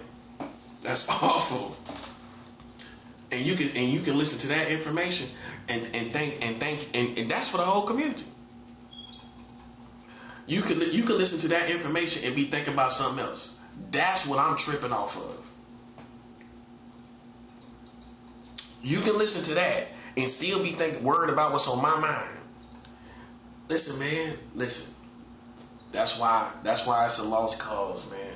It's a lost cause. I feel like I won, and it ain't. And for me to act like I'm competing with you day by day. For me to act like I'm competing with you day by day, and that's the situation. All it's gonna look like is one day you beat me, and it's never gonna happen. Just like today, you might have thought you got something on me. Listen, bro, we know that was you lining me up when I was talking. That's what it was. So besides other possibilities, that's what it was, right? Okay, and that settles it. But it reveals what type of people I'm dealing with. It's not just them. It's not just one group of people. It's a whole collective community that can sit up and realize and know nothing about their own community, but sit up and wonder what you're doing and what you're thinking about. You know what I'm saying? I despise people like that. Don't even look at me worried about what I'm thinking about. What you thinking about? with them marrying children in America, what you thinking about? It looks like you. Listen, I ain't never thought about in my life marrying a child. I ain't never thought about that. You know who have? You know who have thought about marrying a child? White people, Americans, black people in America. You thought about marrying children. Okay, so imagine you judging me. It's not gonna happen, my friend. It's not gonna happen, my friend. See, we figured you out. Talking about all these children and everything. We did, I guess you can say the kingdom of God did our own investigation. Because you're so used to investigating Christians and pastors and preachers and Catholics and priests that you didn't think about yourself, did you? I guess you believed all the hype and you believed all the things that America said it was, didn't you? But you know what reality is? You listen, you have sex with these children just like a pedophile, buddy. Just like one. You have sex with these children just like a pedophile, buddy. Just like a pedophile stallion. Y'all pedophile stallions, ain't you? You a pedophile stallion.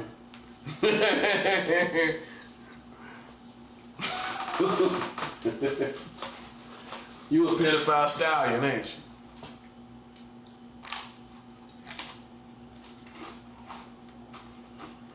you? You a pedophile stallion.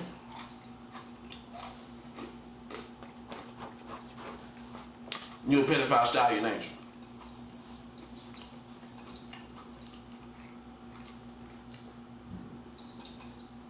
Listen, man.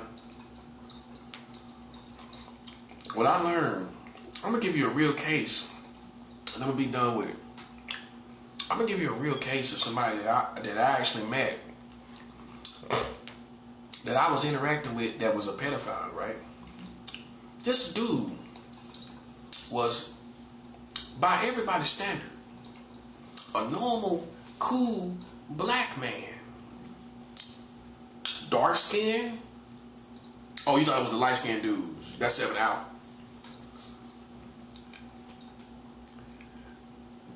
This is a dark chocolate, dark skinned, bald headed man. Everything a black woman would like. Most black women would only probably require him to have a little money. But based on his looks, most black women ain't gonna turn him down. You know, they might play around with him, you know, a little bit. Give him a little, you know.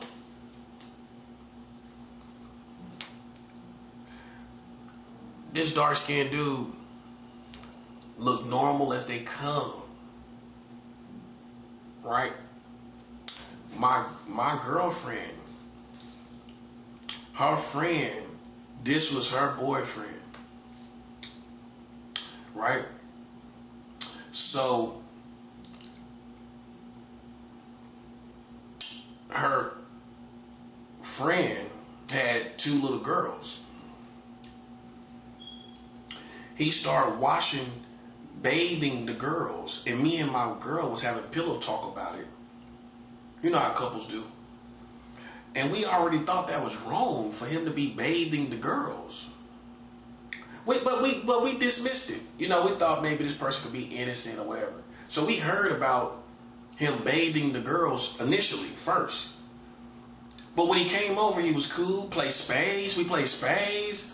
He throwing the music for the kids, everything. For New Year's Eve, we went bowling, got tipsy, went bowling. As double dating, we double dated. My girls, her daughter, her friend, and this dude, right? Just normal as they come. Nothing. I ain't never argued with the dude. I one time he did something a little out of pocket, but you know, for the most part, I ain't have no arguments with the dude. Nothing. Dark skinned dude, wear big baggy clothes, jeans, Timbs, everything. The average guy, he would even go. He would even be accepted up here in New York, wearing Timbs, baggy jeans, hoodies. That's how he was. Normal black dude. Normal as they come. Don't you know he molested one of the little girls? And listen, my girl came back and told me he molested one of the little girls and everything. So see, that's where I actually met. It's the one. My point is this: the ones, especially among black people, the ones you think ain't is the ones. The ones that's a little more eccentric or what you consider strange or weird, that's the one that's totally safe. You know who it's going to be? You know who's going to be the pedophile? The one that's in everybody's face. The one you think that's the most down nigga, that's going to be the pedophile right there. That's going to be the one. That look totally normal, clothes, fresh, you know what I'm saying? Timbs, hoodies, everything and dark skin fit the whole picture of African to you. Dark skin, black, bald head, look just like a good black man. That's how he fooled me. I ain't think nothing about it. He got totally under my radar. I ain't think nothing.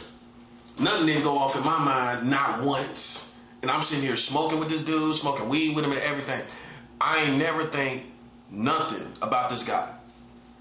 I ain't never think, oh, that was strange. Ain't nothing ever crossed. Only thing crossed our mind was when the sister came back and told us, my friends, she said it was her sister, but really, that's an old school trick, so you don't try to holler at her friend, right? So she said this was her sister, right? But it wasn't. It wasn't her sister, bro. It wasn't her sister. She said that the dude was bathing her children. So we thought that was a little weird.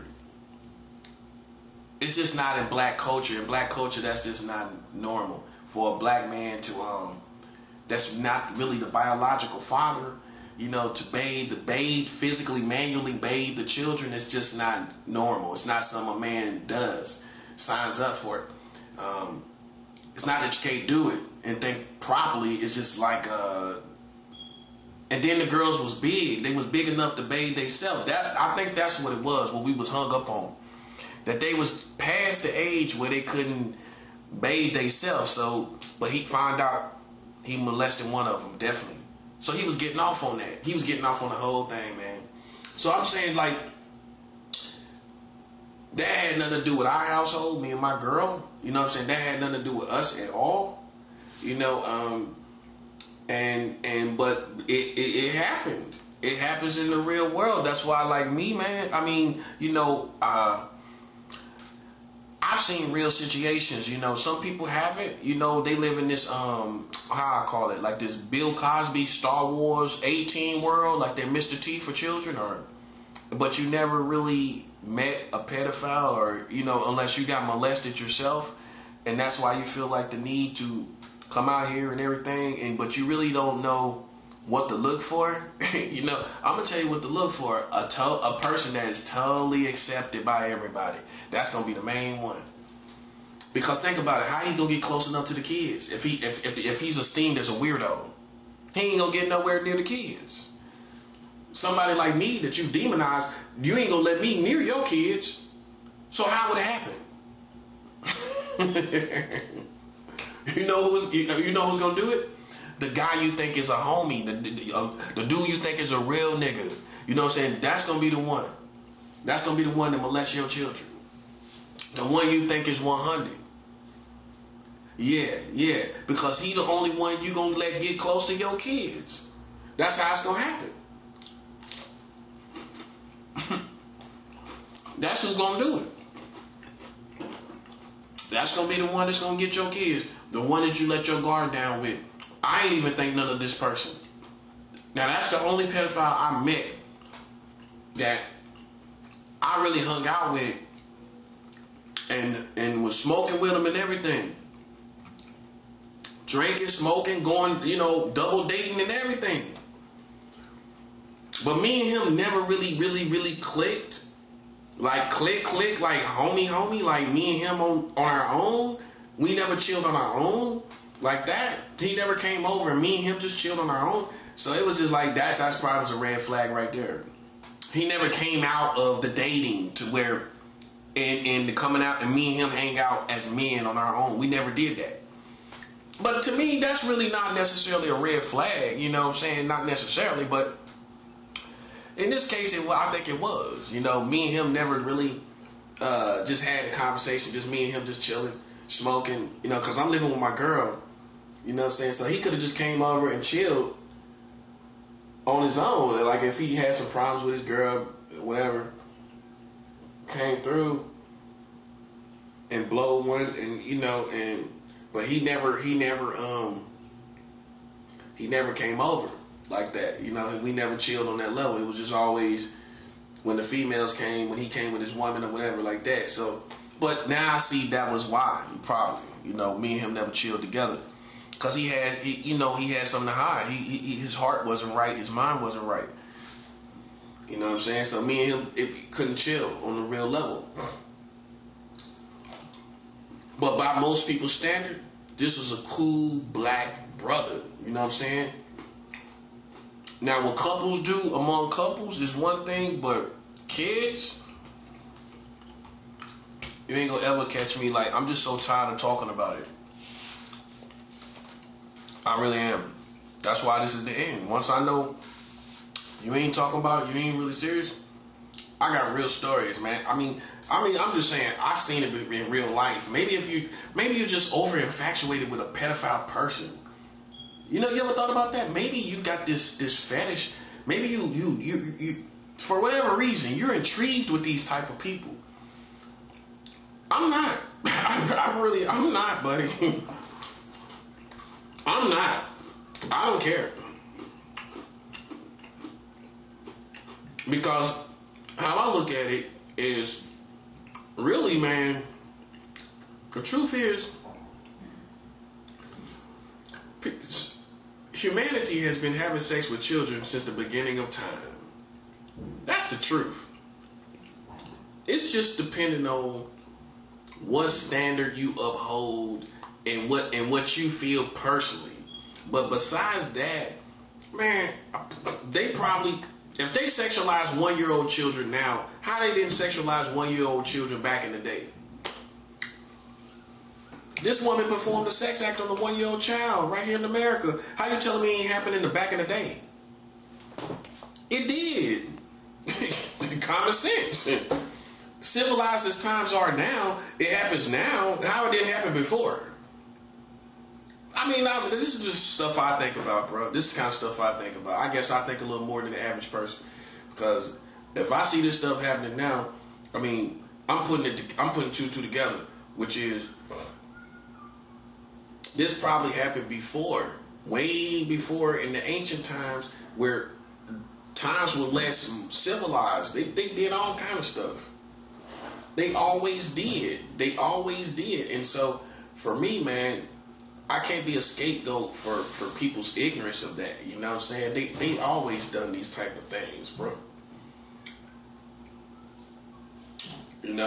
So, it just, if you think you're gonna play with me about it, and y'all community do it, listen, I'm sorry, that's a clown game, and I'm just ready to kill. That's all. That's just what it is. Just what it is, man. So, you just tried to bring something out of somebody that's not in somebody. It's not in me. Am I perfect? No, I'm not perfect. But if you think I think about children sexually, that's ridiculous. You know what I'm saying? It's ridiculous to me. And much as you've done with children, I despise your children anyway. The reason why I despise your children is because you use them. You use them in games and playing all the kind of games with them. So I don't even want nothing to do with your children. I don't even want them around me, let alone sexualizing them. That's me personally. That's me personally. You did so much with your children. You know what I'm saying? I don't want children around me no more. Not from this country, not from America. Okay? I don't want children around me no more. Okay, so I'm just ready to kill, ready to take care of my business, because I already know all the games. Like, people out there now, they're just trying to trigger on me and everything. Not me, and my thing is this, man, like I was saying before, I was rudely interrupted by triggers and all kind of games. They got like some little girls out there now and somebody over here. That's all triggers. It's not going to work. I'm just ready to kill. That's all. And I guarantee you, listen, I ain't going to get life. I'm going to catch a body and explain my whole situation. That's all I'm saying. I ain't gonna get life. I ain't gonna even get death. I wouldn't get none of that because I'm gonna explain my situation. You know what I'm saying? I'm just being real with you. I'm not at the end of my rope. I'm just at a place where, I just have no tolerance for clowns. I know this is a whole clown game that the police and Freemasons and all these people put together, and you couldn't prove anything, so you try to make it stick, right? And in the middle of trying to make it stick, you caused a war. And that's all there is to it. I'm not weak or soft enough or sweet enough for you to play with me and not do nothing back. Okay? If something gonna happen back. Something gonna happen back. It's just what it is. Whether it's by spiritual means or physical means, something gonna happen back. So I don't live to please you or appeal to you. That's what people gotta understand. I know too much about your country for you to sit in my face and play in my face. That's so for me, it's just I go to war because I know too much for you to front on me like you protect children and love children. That's you fronting, as New York would say. So like I said though, civilization has done so much with children. From the beginning of time. It's who's educated and who's not. So when you talk about pedophiles, you sit down with a person like me, I'm going to take you down memory lane. I'm going to take you through history. If you one of them gung-ho people for pedophiles, I'm going to take you through history. And all the way up to the present time and show you through real history, the whole humanity have been having sex with children the whole time. Whether it makes it right or wrong is irrelevant. They doing it. That's all I'm saying. So then you can't put a standard up here that nobody's living and put it on me or anybody else because nobody's living it. Nobody's living it when we realize you got child marriage in the country. Nobody's living this standard that you uphold. That's what Americans have to first come to terms with. Nobody's living this standard that you upheld this whole time. It hasn't been lived out. You may have lived it out individually, like I have, right? But collectively is what's going to make the decision when you use a community against a person. If I know your country is having sex with children, you can't come out collectively and do nothing because in the atmosphere and in the community you have sex with children. Now you can come out individually for your own child, but you can't, like I would, right? But you can't come out collectively as a community when your country marries children. You can't do it because it's the laws of the land is allowing people to do the same thing. So how you look coming out into the country? See, you just didn't know. You was in the old America where you perceived you perceived your country to protect children. They don't. They don't. So when you update yourself and you realize, okay, we don't do what we thought we did. No, you don't. You don't do what you thought you did. You don't protect children. You don't do any of that. Okay, so now you got to draw back and realize, okay, we can't come out here like that. We can't come out here on the community. We can't come out here in this community and target anybody anymore because it's everywhere. Even here in New York, y'all was marrying children. Y'all was doing it right here in this country, in this state, right? So how can New York come out here? You can't. And that's how I sum it up. That's how I put it all together. You can't do nothing collectively as a community. Now, you have the right to defend your own family. You know what I'm saying? If somebody wronged your family. But, like, when you come out here as a community, we're going to consider what you do as a community. When we realize what you do as a community, you can't no part of the community come out. No part of it. I don't care if you're a secret society, vigilante, you can't come out. Because according to logic, according to common sense logic, how can I come out against a person when I know these people doing the same thing in this country? When I now realize, oh, they marrying children in this country. I now realize that. Okay, so then I can't come out here on somebody because this whole country is doing it. But you didn't know that part. So you still came out here like we protect children. No, you don't. No, you don't, little buddy. Okay, and then like I said, that's why we consider it a race war. It's not about this, because when I address it, you see where we at. Okay, where you at is your married children. So it's not about that. Because when we address it, you ain't worried about that, are you? You worried about me. So that's why I'm saying, that's how we look at it. You specified it towards me. You got a problem with me because I won. I killed these people that played with my life. That's what your problem is. It ain't got nothing to do with children. Because you marry children, bro. It's got to do with children, and you marry children. Make it make sense, bro. You marry children. No matter how you like it, no matter how you look at it, your country somehow passed laws to have sex with these children. That's what we looking at. And ain't no human being gonna change the reality of that, no matter what they do. They not gonna be able to change it. That's what we talk about. So it don't matter what you do. I know what your country has been doing this whole time. And you thought I was gonna be a scapegoat, and I'm sorry, I killed me somebody. And I'm not gonna die for you, buddy.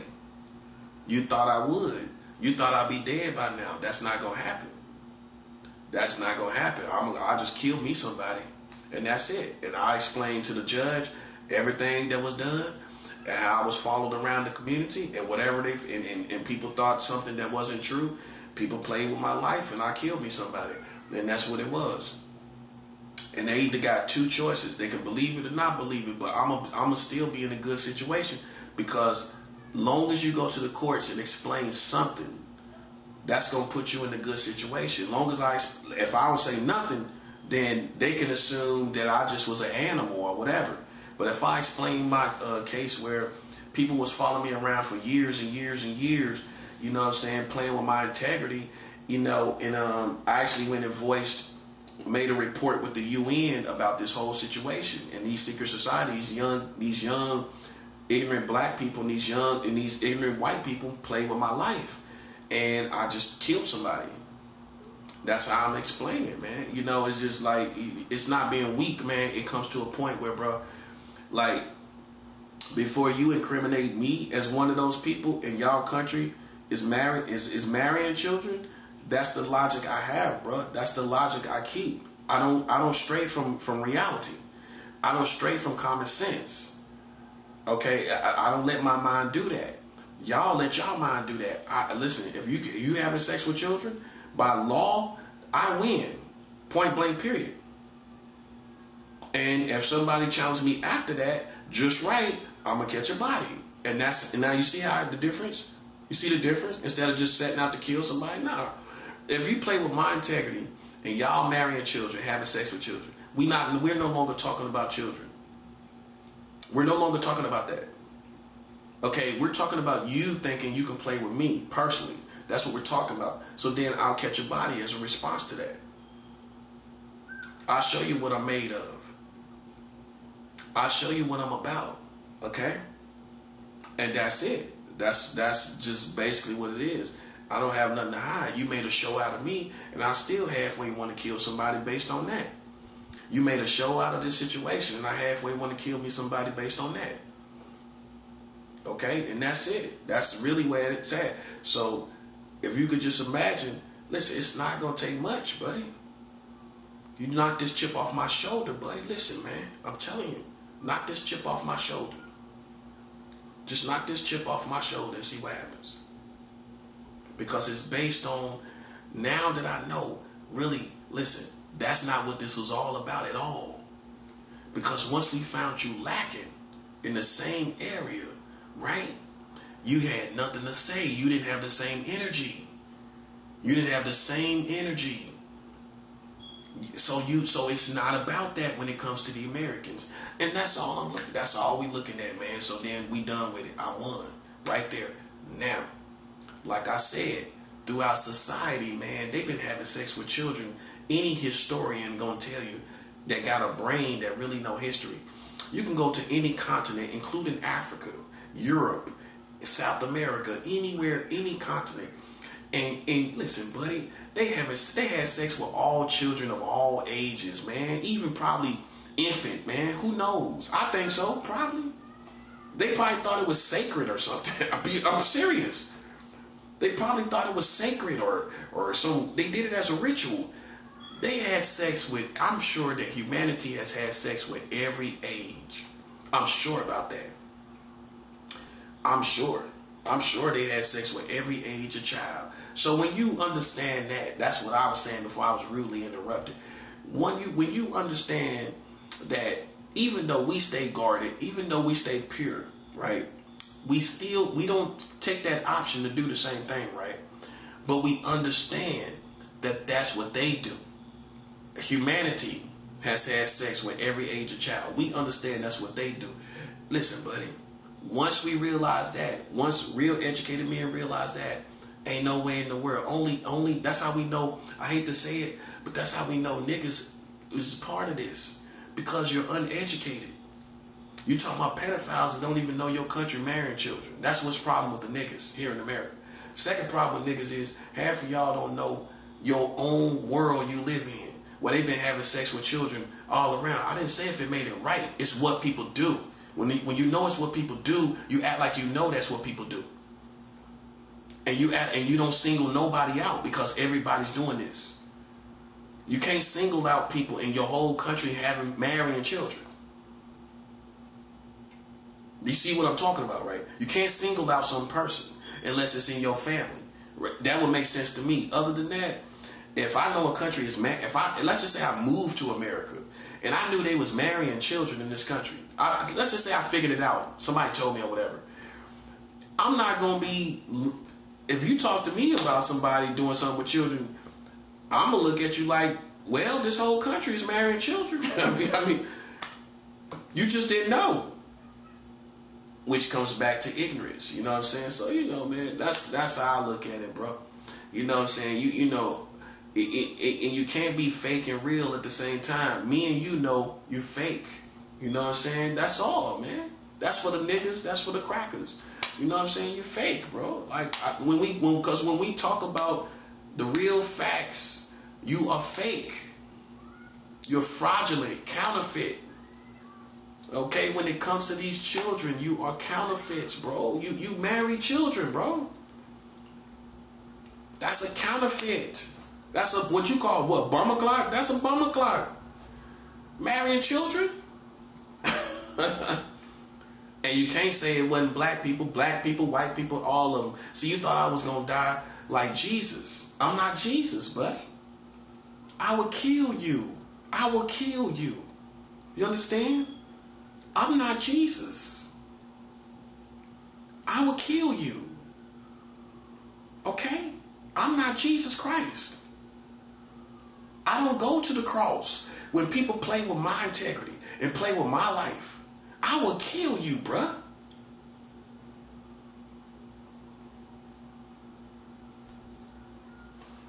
You got me messed up. I never listen.